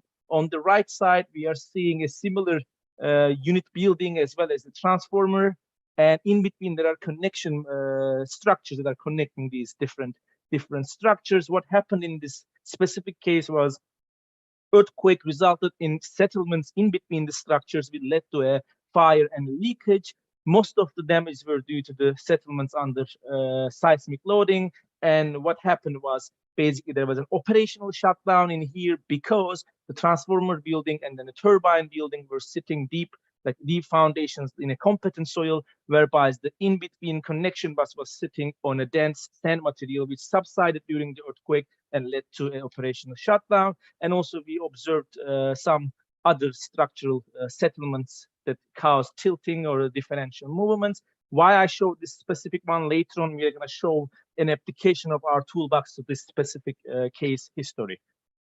So when we talk about the seismic settlements, we partition it to two mechanisms, which is deviatoric part and hydrostatic part. So what happens is when the earthquake propagates and we have a loading, like seismic loading, the soil laterally moves, and at the same time we observe settlements. And two components for this are the deviatoric and hydrostatic loadings and induced settlements. Now, deviatoric is a kind of a continuum mechanics word. Geotechnical conversion of this is void ratio decrease due to shear displacement, and the hydrostatic part is mainly we do have our initial conditions. During an earthquake loading, we generate pore pressure and decrease the vertical stresses, and that also later on translates to the reconsolidation and also effective stress increase as well as the void ratio decrease. So these are two main mechanisms that we are interested in.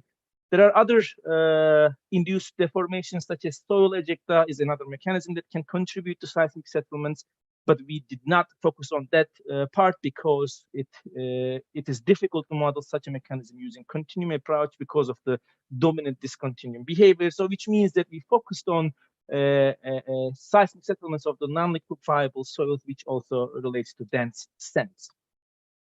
Now, how do we estimate the seismic settlements? There are a couple different approaches or a couple set of approaches that we need to follow.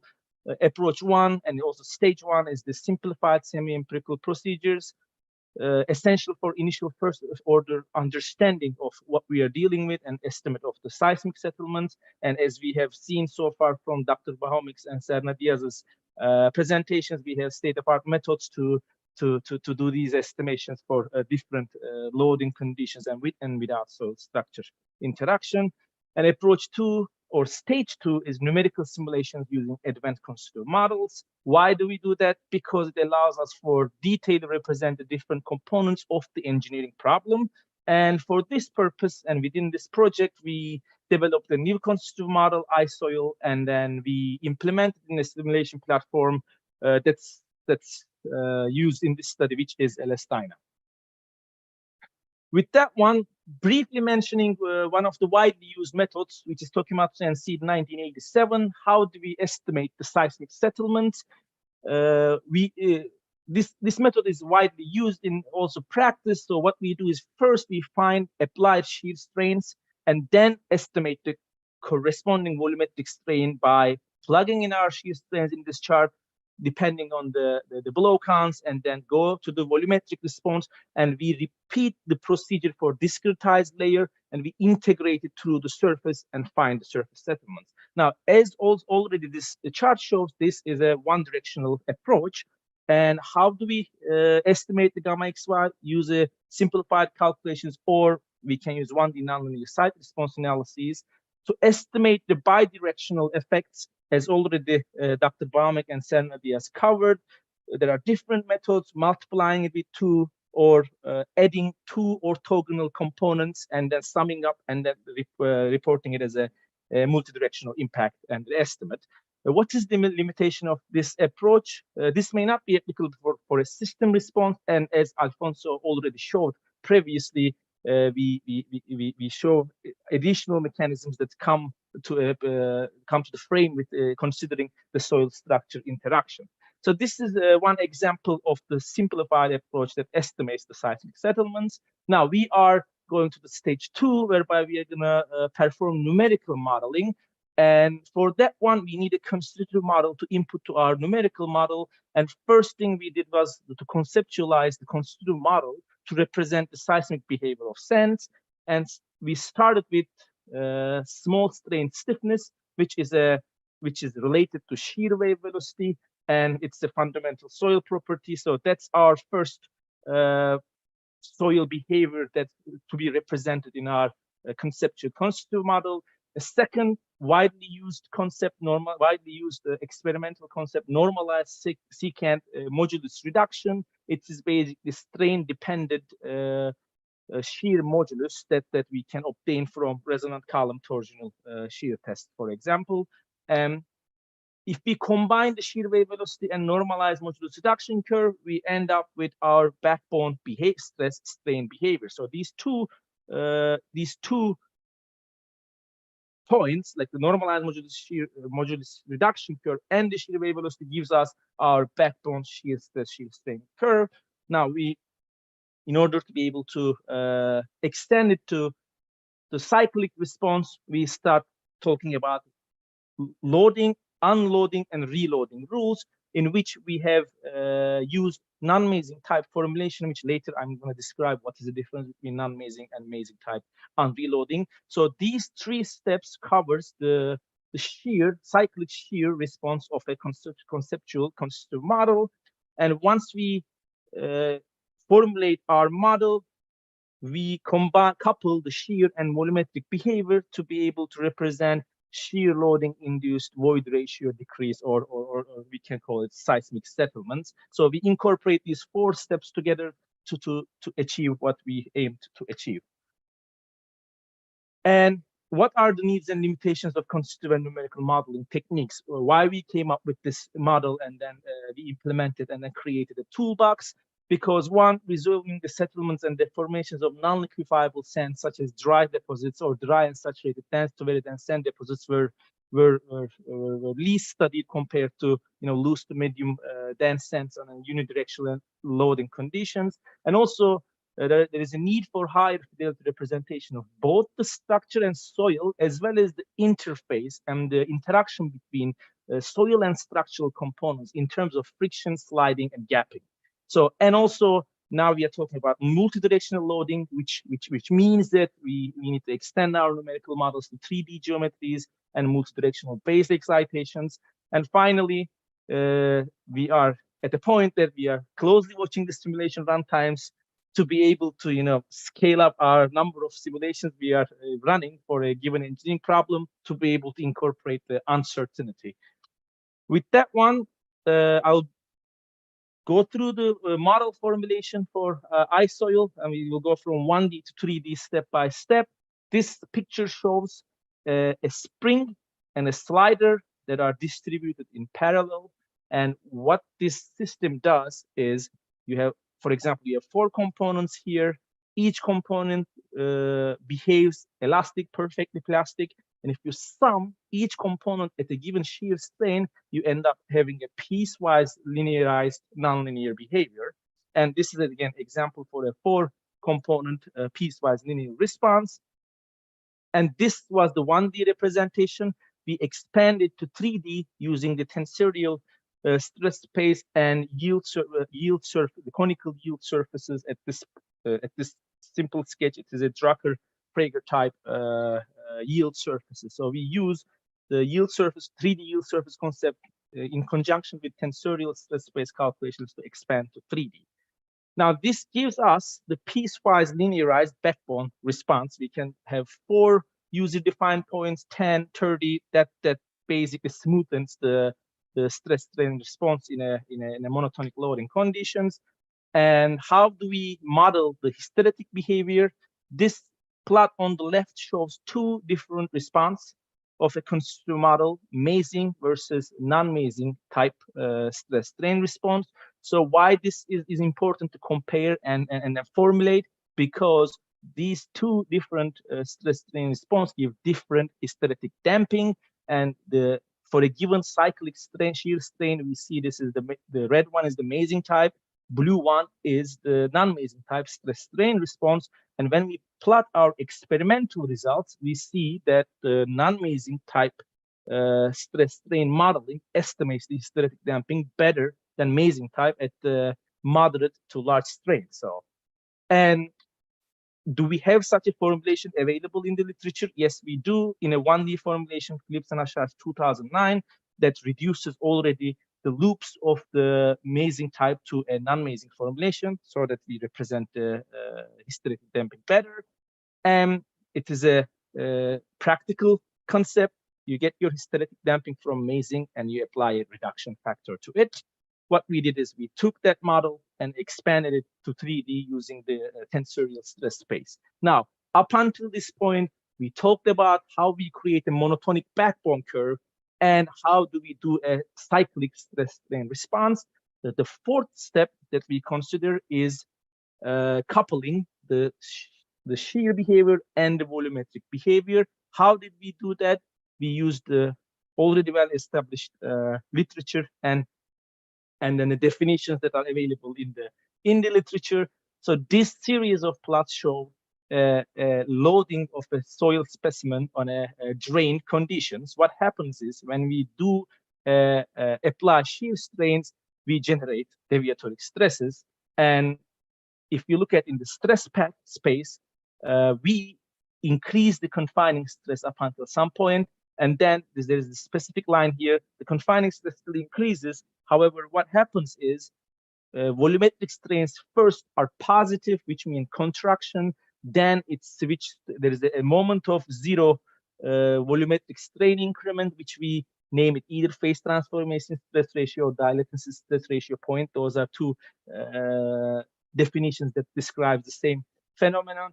And then what happens is we start to see a dilation as we continue shearing. And this plots with the colors represent the drained loading conditions. When we do an undrained test, what happens is we shear our soil specimen.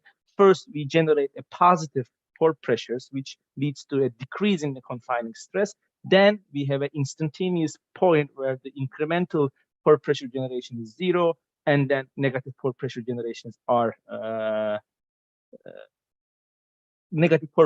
generated. And again, here is the excess pore pressure response, positive pore pressures, and followed up with negative incremental pore pressures, which led to a net dilative response at the large shear strength. So we do know that there is a dilatancy stress ratio point, that the incremental volumetric response changes, and there is a momentary zero volumetric response. And was this formulated before? Yes, there is a well-known formulation that was presented in Nova and Wood 1979, and this was followed by Manzari and Defolius 1997, as well as the this all goes back to Rowe 1962, which states that incremental plastic volumetric strains are equal to incremental plastic shear strains, and a scaling factor, and the difference between the dilatancy stress ratio point and then the state of stress at a given time.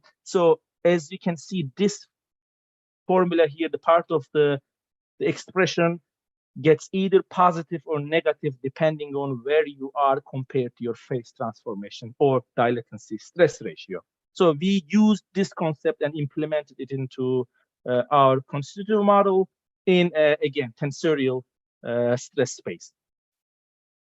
So now we covered those 4 points that we conceptualized in our constitutive model.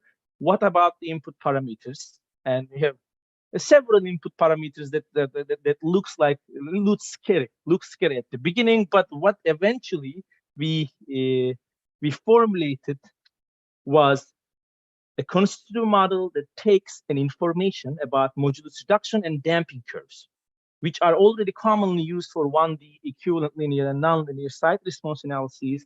And we added 2 volumetric response parameters, A0 and phase transformation stress ratio or dilatancy stress ratio. Now I covered the shear behavior part. How about this parameter A0 and dilatancy stress ratio? We compiled several different databases and plotted the deviatoric stress versus confining stress at the point where we saw instantaneous 0 incremental volumetric strain. And what we have seen is dilatancy stress ratio of around 0.5 is practically a usable number to cover wide range of different mode of shears and in different tests that we have observed. And why this number makes sense, because it is around like 30, 31 degree, which is less than a critical state or constant volume for constant volume friction angles that are reported in different literature. So the practical number of 0.5 seems to be covering a wide range of different mode of shears and laboratory tests. So that takes care of the dilatancy stress ratio parameter. The next, the scaling parameter of A0, how do we calibrate it? In this case, what I'm showing here, we use an undrained constant volume cyclic direct simple shear test, and we did our simulations and compare it to the laboratory results in terms of the stress strain behavior and as well as the stress paths. And we go through a trial and error procedure to find a value of A0 that represents the specimen that we are trying to simulate. And what we have done later is we extended this one test to a test database whereby we use different specimens and different amplitude of computed versus measured RU to compare and calibrated our A0. And we also proposed a default parameter applicable to dense sands. And also we used a constant volume test, and then we did check our drain response. This is one of the several results that Lopa presented before, what we have done is we did simulation of the specimens that were tested in the laboratory for different relative densities and for different broadband loading conditions. And what we have seen is that our A0 calibration was reasonable enough to cover a wide range of laboratory tests. So with that one, now we calibrated our model. We proposed the calibration methodology to use normalized modulus reduction curves, damping curves, and come up with our shear-induced volumetric response parameters. And we used Alfonso's centrifuge tests to assess the performance of the constitutive model and then the numerical model in toolbox. As he mentioned, as he talked already, we tested an Ottawa 47 descent at a higher relative densities, and we used both uni and bidirectional broadband phase excitations. What we have done is start from 1D site response and do simulations for the free field cases and extend that extended site response analyses to finite element analyses, and do the same simulations in a shear beam finite element model. And we compared our results to the free field results of the centrifuge tests. And once we assessed the performance, we extended it to soil structure interaction model, a domain that is representing the centrifuge test specimen in terms of the soil and the structure component, and did our three-dimensional soil structure interaction simulations. And I'm gonna directly jump to the results. This plot here is showing 3 different methods that are used to estimate the settlements we measured in the centrifuge test. So the first method is the method I described at the beginning. Use a site response analysis, or use a simple use a site response analysis to come up with shear strains, and use the empirical correlation integrated to the surface. Those are the square points here. So what we have seen are computed settlements were larger than the measured settlements in case of using a simplified estimations.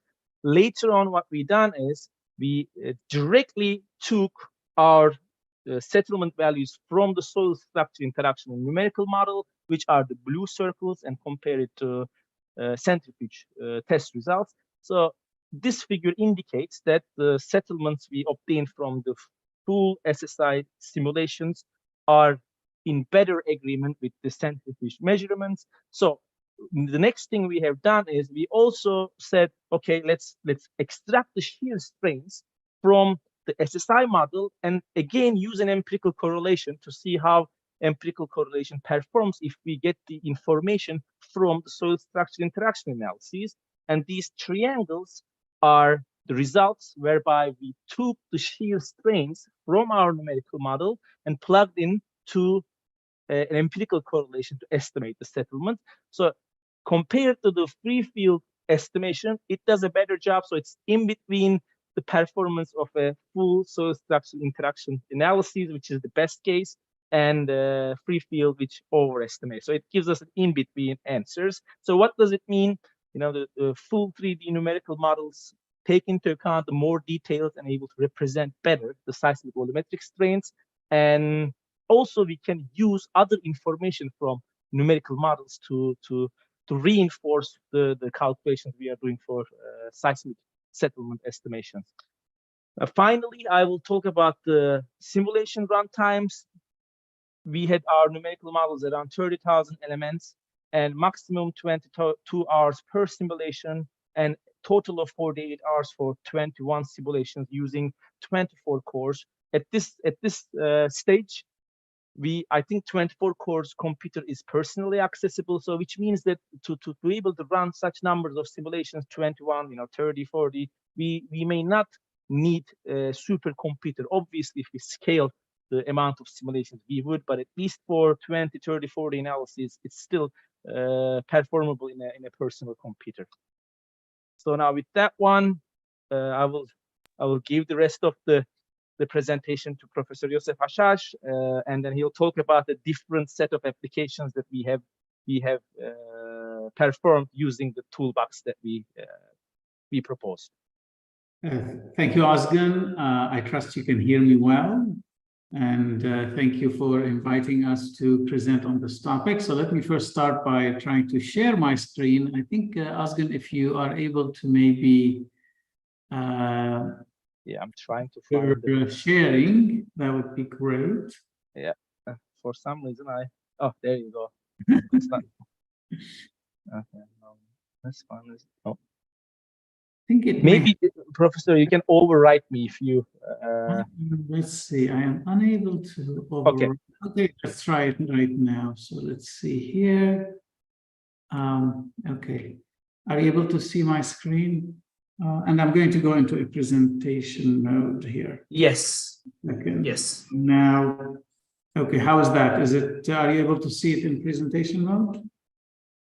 Nope. No, you need to. It shows the presenter view, not the spectator view. So let's switch it around. How about now? There you go. That should be it. So it's working. Okay, great. Oops, sorry. There you go. Let's see. Sorry, I need to go back to this here. Okay, so you can see it well, right? No? Yes. Okay, great. Thank you so much. And Professor, I'm still seeing the presenter view. Yes, the presenter view. Okay, let's try one more time. This is better now?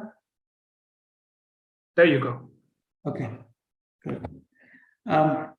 So in this last part of the presentation, we want to share with you the performance of this new constitutive model that Ozgun introduced and show you how well it has been able to reproduce other problems that we have interest in, a number of source structure interaction problems. I'll be fairly brief with each problem as I present it and highlight the key findings from these simulations. The first one we're interested in is the problem associated with the interaction of tool structures with tunnels and underground stations.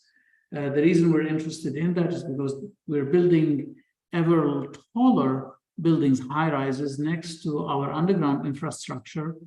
And these tall structures, when they are exposed to ground shaking, they will shed a base shear that will somehow have to be carried by the adjacent underground structures. We conducted a series of centrifuge tests at the time as part of this work to first develop a synthetic set of data, since we don't have real performance data on this topic. And then we ran these, we reproduced those simulations using the combination of LS-DYNA with iSoil, and we did a couple of different simulations, one with macing and one with non-macing damping capabilities or hysteretic loops. And we found that the model, we're looking at both measurements from the centrifuge test as well as the simulations. The measurements are in the dashed black line, the centrifuge test, and then the green and the red are from the LS-DYNA iSoil combination. We see that here at the points A and point B, these are A is this one point, and then B is this point here, and we have this is our high-rise building, mid-rise building. We're capturing the surface response spectra very well as we are looking, when we're looking at the dynamic earth pressures, we are in the same general ballpark. What is very important about, or unique about the model, the iSoil model, is the ability to generate volumetric strain and look at these settlements that would occur. These wiggles here you're looking at is the time history of settlement, and the blue and green lines represent the settlements from the iSoil model. And we seem to be doing a pretty okay job, a decent job in terms of capturing it. This you have to always look at it in the context of what else is available to us to capture this behavior. Another problem we looked at is the numerical simulation of a concrete-faced rock-fill dam. And the problem of these dams is that during seismic shaking, they do settle and they can experience some damage. And there were, and this is an example after the Wanshuan earthquake in China. And you can see the joints experience significant damage. And we had a series of centrifuge experiments with detailed measurements of the concrete face with strains placed there to look at the movement and the settlements of that. And we were able to reproduce that in Alastina. It has a capability to represent water in addition to structural elements as well as the soil. And this is a representation of the surface response spectrum versus the measured values, the bending moments in the concrete face, as well as the acceleration response time series. And we find that also we're able to do a capture, we can capture the response using the same model calibration procedure that Ozgun outlined earlier. Another one was they're looking at the Kashiwazaki Kariwa nuclear power plant and the settlement that were associated with a magnitude 6.6 main shock there that caused damage. And we built a model that is a three-dimensional representing both the weight of the power station as well as the nuclear power plant as well as surrounding structures. And then we were interested in looking at the settlements near the turbine building. This is the settlement we computed from iSoil Alastina model. And this is the range that was measured in the field. So we are seeing a range. We didn't have, of course, a measurement of the full history of the development of these settlements, but we did have the final estimate of settlements based on field evidence. And we seem to be actually doing a reasonable job there as well. Another series of experiments we looked at in terms of the performance of iSoil and Alastina. That is the series of centrifuge tests that were done for LEAP, and this involves a liquefaction problem as well as settlements and development of water pressure. And here we're looking at the measured versus computed values. Again, we are observing pretty similar trends. Keep in mind that we're using a relatively simple model that is able to capture the essence of these of the response there. This is also, we looked at the simulation of liquefaction at Port Island Array during the Kobe earthquake. And we also got responses that are very similar to those that were measured. And this is looking at the stress paths and the banana loops that would develop during liquefaction. And so we're seeing things that are actually a realistic, reasonable, and give us appropriate generation of water pressure. We've done additional work with iSoil and Alastina combination, additional tall building tunnel interactions, as well as looking at water-filled reservoirs, and all of them gave us reasonable results. So this leads me to the conclusion. The iSoil model that Dr. Numanoglu developed as part of his PhD thesis and part of this large collaborative effort, combined with the Alastina finite element platform, is very versatile. It's computationally inexpensive and efficient for modeling 3D SSI problems. And models can be calibrated using fairly straightforward, accessible procedures: soil index properties, empirical correlations, and laboratory test results. And we can use them to evaluate seismic settlements.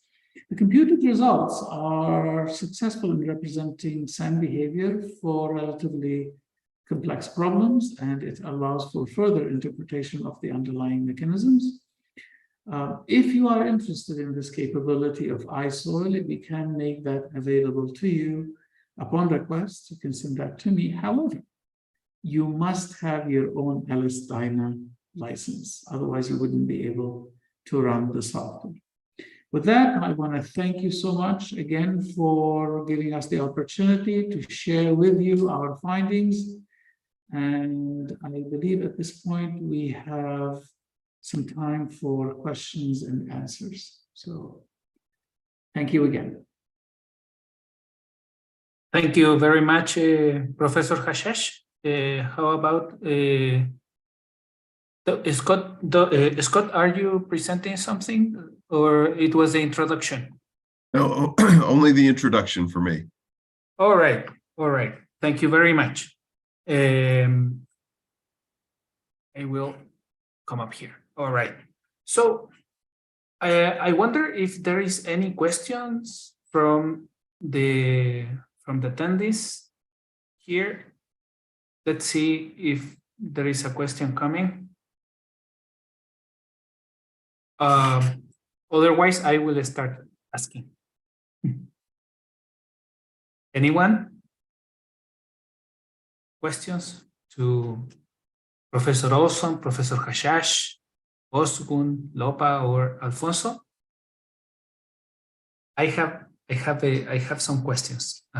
Let me double check that in the YouTube channel there are questions over there. Not here. So okay, let's start in the order of presentation.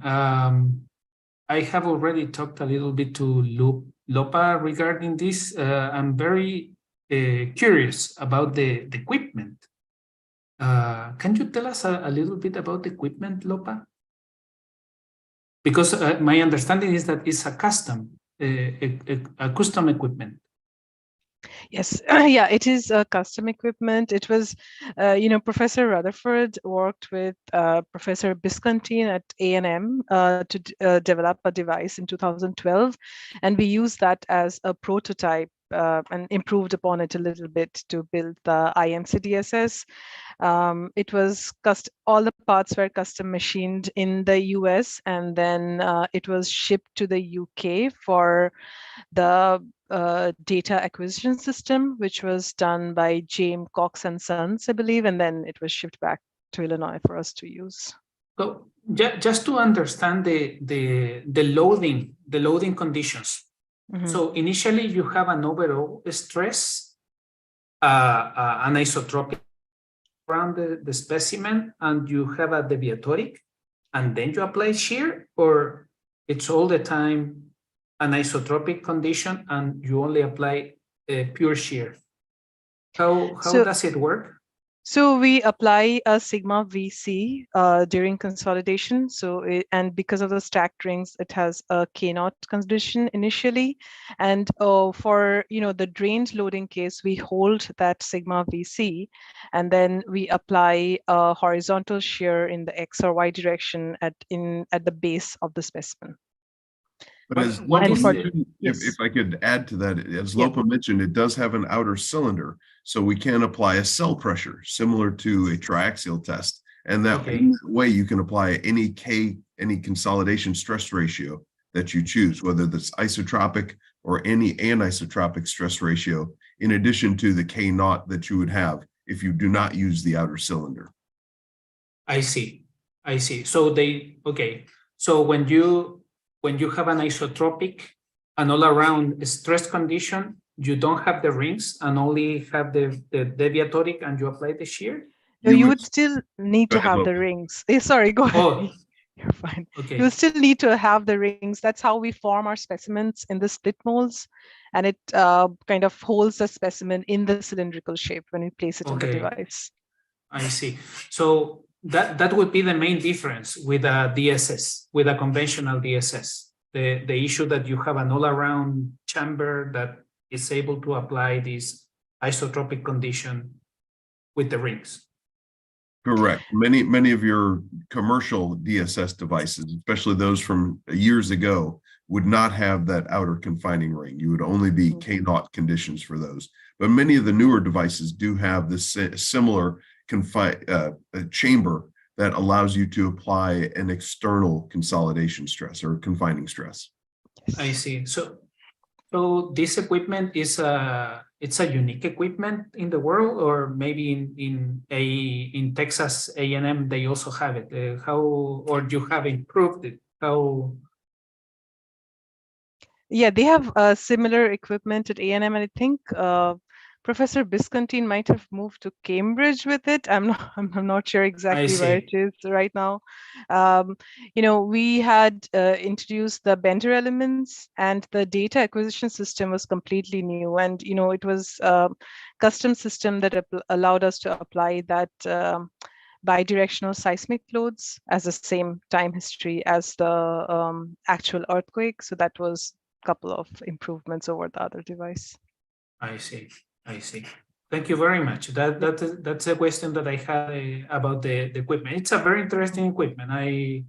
It's difficult to imagine it for if it's not, it's so specialized, right? It's so specialized. Yeah. It's difficult to imagine how it works in detail. I will have to read the paper.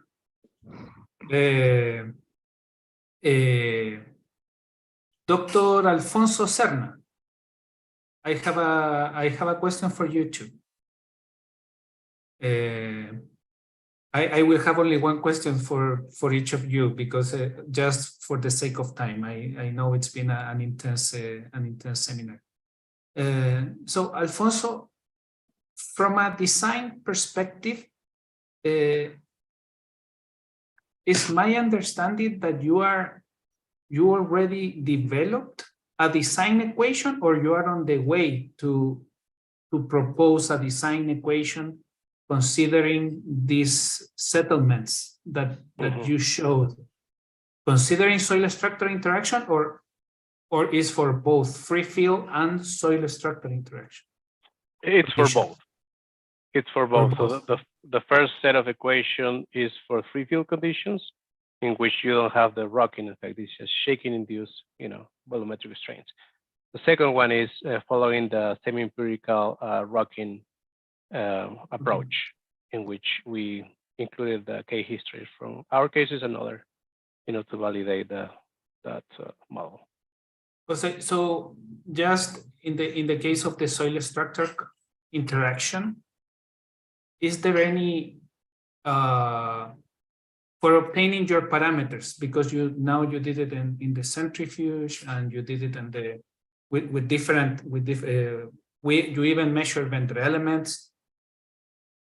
If we were to try to implement this in design, right? Considering it's a high-end design, right? Because to design for nuclear power stations is way more strict than other type of critical infrastructure.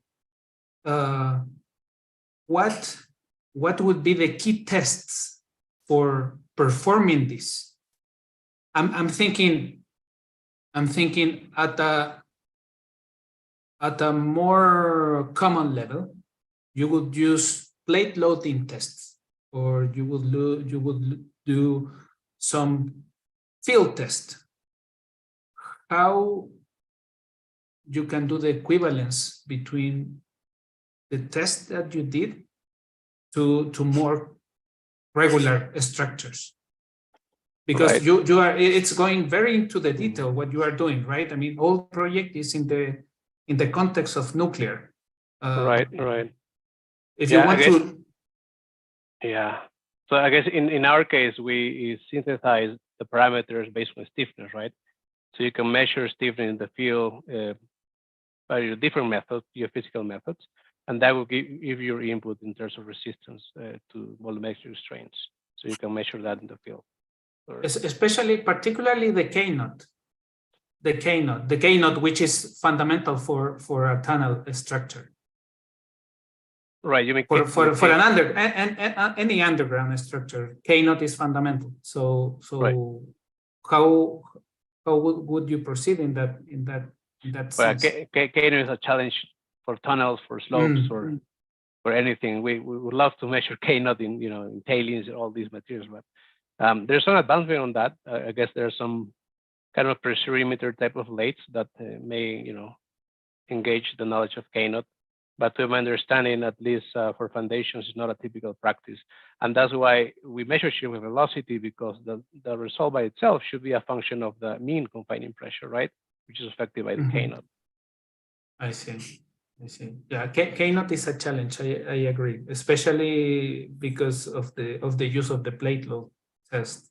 And the model itself that Alfonso is describing is semi-empirical, and it's intended to be general enough that it is not strictly for nuclear structures or very heavy structures. You could apply that model to any sort of structure. And in fact, if you're dealing, as you mentioned, Felipe, with any kind of a very critical structure like a nuclear power plant, you're never going to stop with the semi-empirical model. It is going to advance to more rigorous methods. This would be something that you could use potentially as a sole tool for smaller structures, for less critical structures, or as a check on the results of a high-end analysis of a critical structure. Are you working on any sort of guideline to implement these findings that you have made? That is a great question. Unfortunately, all our students have graduated now and moved on, so it has been slow going getting papers out from each of these students. That's commonplace in the academic world, but we are working on those. We've had a concerted push here recently to get these papers finally out into practice. Oh, there are more papers. There are more papers coming. There are more papers to come. Yes. Because you have already produced a lot of papers already based on this project. Yes, but there are more to come. Very nice. Very nice. Ozgun, what I found very interesting in the part that you performed was the use of LS-DYNA. Do you think LS-DYNA could, because LS-DYNA is a software that is widely used by structural engineers. Do you think it's time for geotech to give it a try in a more because we have it, but we haven't used it for geotech. My colleagues from structures use it a lot, but do you think it's a good opportunity to start opening the use of the software to the geotechnical community? In fact, Felipe, just to expand what you asked first, yes, the structural engineers use it, and also, it is used in Formula One, and it's used in aerospace industry. Yes. So it's a general purpose finite element modeling platform, independent of a specific profession. So it is generalized, and now we see more and more space for civil engineering applications, and I believe we have now enough tools that are inside the software that people can practice providing engineering solutions to using a platform like LS-DYNA and specifically LS-DYNA, and do their own assessment to see what kind of computational performance that they are getting and what kind of engineering solutions that they are able to obtain from the platform. So I believe it is there to be used and assessed by every other engineer and researcher independently for the engineering solution purposes as well as the computational performance checks. What caught my attention particularly from the findings and from the things you mentioned was the timing. 20 hours in running a model like that. Did you try by any chance other software like Flag or Plaxis to do the competition in how much time it took or how much it would take? Yeah, I'll still in the parts that we have rigorously performed and say that the computational efficiency was quite impressive. It was quite impressive. Yeah, models that we have developed within LS-DYNA. How many elements did you have in your models? So I did 30,000 elements, which was the most likely the smallest one among all the things that Professor Hashash followed up as a presentation. We had this Kashiwazaki-Kariwa nuclear power plant model was, I believe, was in the order of 250,000 elements.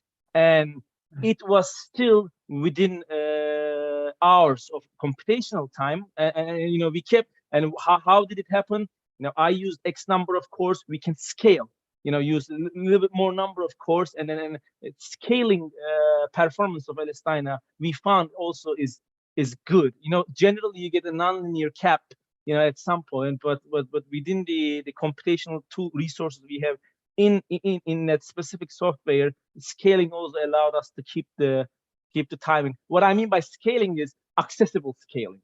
And I know Professor Youssef Hashash and the students are doing more, you know, the high power computing part. But to come back to your question, we use 30,000 elements up to 250,000 elements. We were still able to keep the computational times reasonable enough so that we can run dozens of ground motions rather than 3 or 7. Yeah. And the size of the elements, the minimum size of the element that you used? That is informed by the the rule of thumbs we have in terms of the frequency propagation. So we don't coarsen or do anything else to increase the computation. Decrease the computation time. We stick to the maximum to the rule.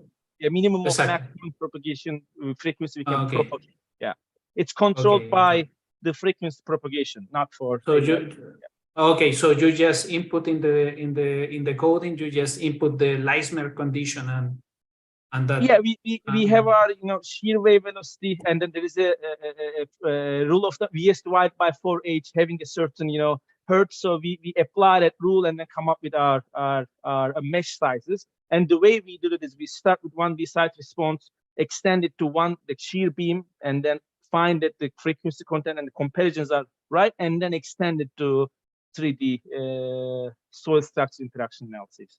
I see. Very, very nice. I was gonna do a question about dumping, but maybe we can talk later about it. That would be very nice. Yeah, sure. Yeah. Just to jump with Dr. Hashash, Professor Hashash, I have always had a lot of questions about deep soil, but I can also do the questions by mail. But something that was very interesting to me was the use of the concept of the base shear that you mentioned in the last part. Regarding the base shear, thinking of a very deep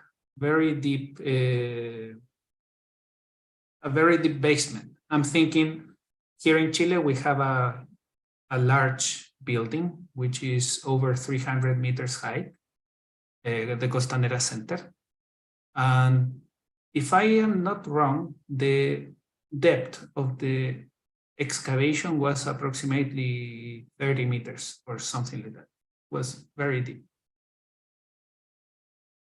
What happened with the loading conditions from the base shear perspective? It's thinking of large earthquakes. Is it convenient, or it's not convenient to have a deep excavation from a soil structure interaction perspective? What happens with, for instance, with the non-linearities from using a linear spring? Now, I'm not sure if I made clear myself with the question from a practical perspective. Well, I'll try to answer the question based on some experiences we've had. When you're designing these tall buildings, you do have a base shear. There's also, depending on the height of the building, you would also have moments as well associated with it. They're often shed at the ground surface, or sometimes you shed them at the base, the bottom of your basement or underground part of the structure with some type of simplified springs And sometimes people do is check for, say, sliding on for the slab, ignoring the lateral resistance that the soil offers. While these are simplifications that might work from a structural design point of view, they don't truly reflect how the forces are being shed from the building into the surrounding soil, and if there are adjacent structures, into adjacent structures. In a recent activity we have been involved with, we were looking at that. We find that about 50% of the base shear gets distributed laterally into the surrounding soil before, and then maybe another 50% that goes into the base slab, and the base slab could be quite thick. And it is heavily dependent on the depth of your basement, the configuration of your shear elements that would transmit the load, and the relative stiffness and the contact between the support wall, the external walls and the surrounding soil. And of course, the stiffness of the soil. So this is a long answer to saying using soil springs is probably not a good idea for these complex interactions and the very high levels of shaking that we are dealing with. And we have done ourselves a lot of parametric studies looking at various basement depths, maybe not something as deep as you are describing, but fairly deep, as well as some of the ones that I have seen and I currently am looking at in engineering practice. There is no simple answer. Even the shape of your basement, which sometimes doesn't necessarily reflect the footprint of the building, will itself impact the type of forces that you are shedding. Hence, you really need to do a true soil structure interaction evaluation, understand, do a simple free body diagram, and get the forces or extract them from these analyses and check where they are going, where the forces are going, and whether it makes sense. And when you do that, and especially if you do the analysis right, you'll be able to account for all of it. But this is a nonlinear problem, and it's there are many moving parts that are not amenable to being captured in a simple analysis. And that goes back to your earlier question to Ozgun about the use of elastina. The nice thing we find about elastina is that we can represent both the structure and the soil with equal fidelity, as opposed to having a very advanced model of the structure and a few springs, or a highly nonlinear model of the soil and some pendulum and some shell elements for the structure. You really need to have an equal resolution of both to have a good representation of the soil structure interaction. And hence you need an analysis platform that can do that, and it can do it efficiently as well. Can I do one more question? By all means. From going to site response. Okay. Spectra. 5% damping of Rayleigh, or can we go higher? What would be your suggestion? So when you in general. Sure. When you do a site response analysis, be it time domain or frequency domain, you are propagating a time series, and then what you get at the ground surface is a time series. The damping within the soil is controlled by the modulus reduction and damping curves and the hysteretic behavior that you put in. At the ground surface, you're going to get a ground motion. Now, routinely, we often compute a 5% elastic damped spectrum at that ground surface. Can you use that directly for any type of structure? Well, that has to be done with great caution, because if the structure is going to experience different type of damping, you need to compute a different damped response spectrum.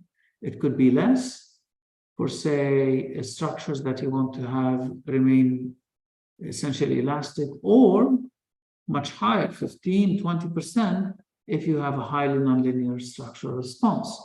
This can be easily, you can go back to the time series and you can compute it. It's a pretty easy thing. It's a post-processing exercise that fortunately we can do afterwards, and it doesn't have to be done a priori. Ideally, you would want to take that time series and run the structural model, the above ground structure, and therefore there you don't have to ahead of time estimate damping, because then you rely on the estimate of levels of damping, deformations, cracked sections, etc., that would occur in the structure. I see.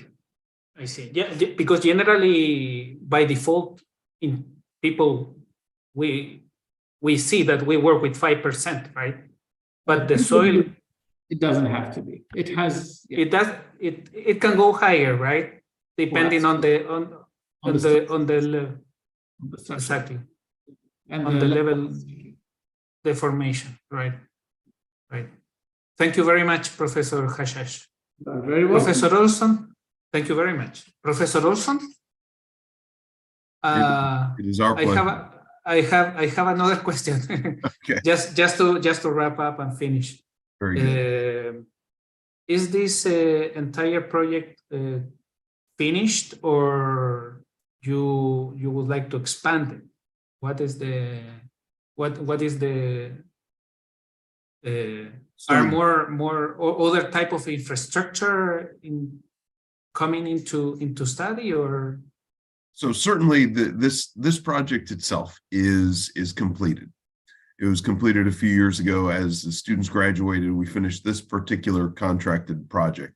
But as Professor Hashash was describing, the tools that we developed as part of this project have been used for a variety of different types of infrastructure, underground infrastructure, above ground infrastructure, liquefaction problems. The model that Dr. Cerna-Diaz was describing, I had another student working on loose sand settlements and loose sand settlements under buildings. And so the model that, and part of the reason for the delay in publishing some of this was we were intending to combine those two sets of data. The dense sand data that were produced by Lopa, by Alfonso, and the studies from Ozgun, along with this other student's work on loose sands. So that's all of this is now coming together so that we can get these models out and published. So again, those are going to provide semi-empirical estimates for a wide variety of structures, not just nuclear power plants. I see. So it's an ongoing project somehow. In some way, yes. In some way, it's still ongoing. All right. We have been a lot of time talking about soil dynamics and talking about great topics. It's gonna be a long YouTube. We are gonna have to section, so people can look for the specific areas of interest. I appreciate all the effort you put to share your research with us here at University of Chile. I really appreciate the time you took to prepare such a well sequence of the story. You started with experimental with Lopa, then you went experimental and numerical with Alfonso, then completely numerical with Ozgun, and then you all wrap up very well the project. And we deeply appreciate it. It's certainly soil structure interaction is definitely the way to proceed. I'm not sure how quick is the transfer from the research perspective to the application of the ideas, but it certainly is moving in the right direction, and I thank you very much for sharing this with us. So with this said, on behalf of all of our team, I'd like to thank you, Felipe, for inviting us to join you this evening. We had a lot of fun with this. I know, speaking for Ozgun, Lopa, and Alfonso, I have to thank them for putting the presentation together. That certainly was not me. This was their work, their many years of effort. So I'd like to thank them and thank you again for the invitation. And we should certainly meet again so we can continue talking maybe about tailings. That would be an awesome talk to have also. So thank you very much again. Professor Verdugo is there. He would like to say something maybe. No, just congratulations for this big and nice research. Thank you very much for sharing all this knowledge with us. Thank you. Thank you. Professor. So with all that said, thank you very much. And we look forward to meeting very soon. So again, somewhere, somehow, I'm sure it's going to be great. Thank you very much. It was very nice to meet you, Lopa and Ozgun. I didn't know you from before. And it was great to meet you. And thank you for your research. Okay. Thank you very much, everyone. Thank you. Have a good night. Bye. Bye. Bye-bye. Have a good night.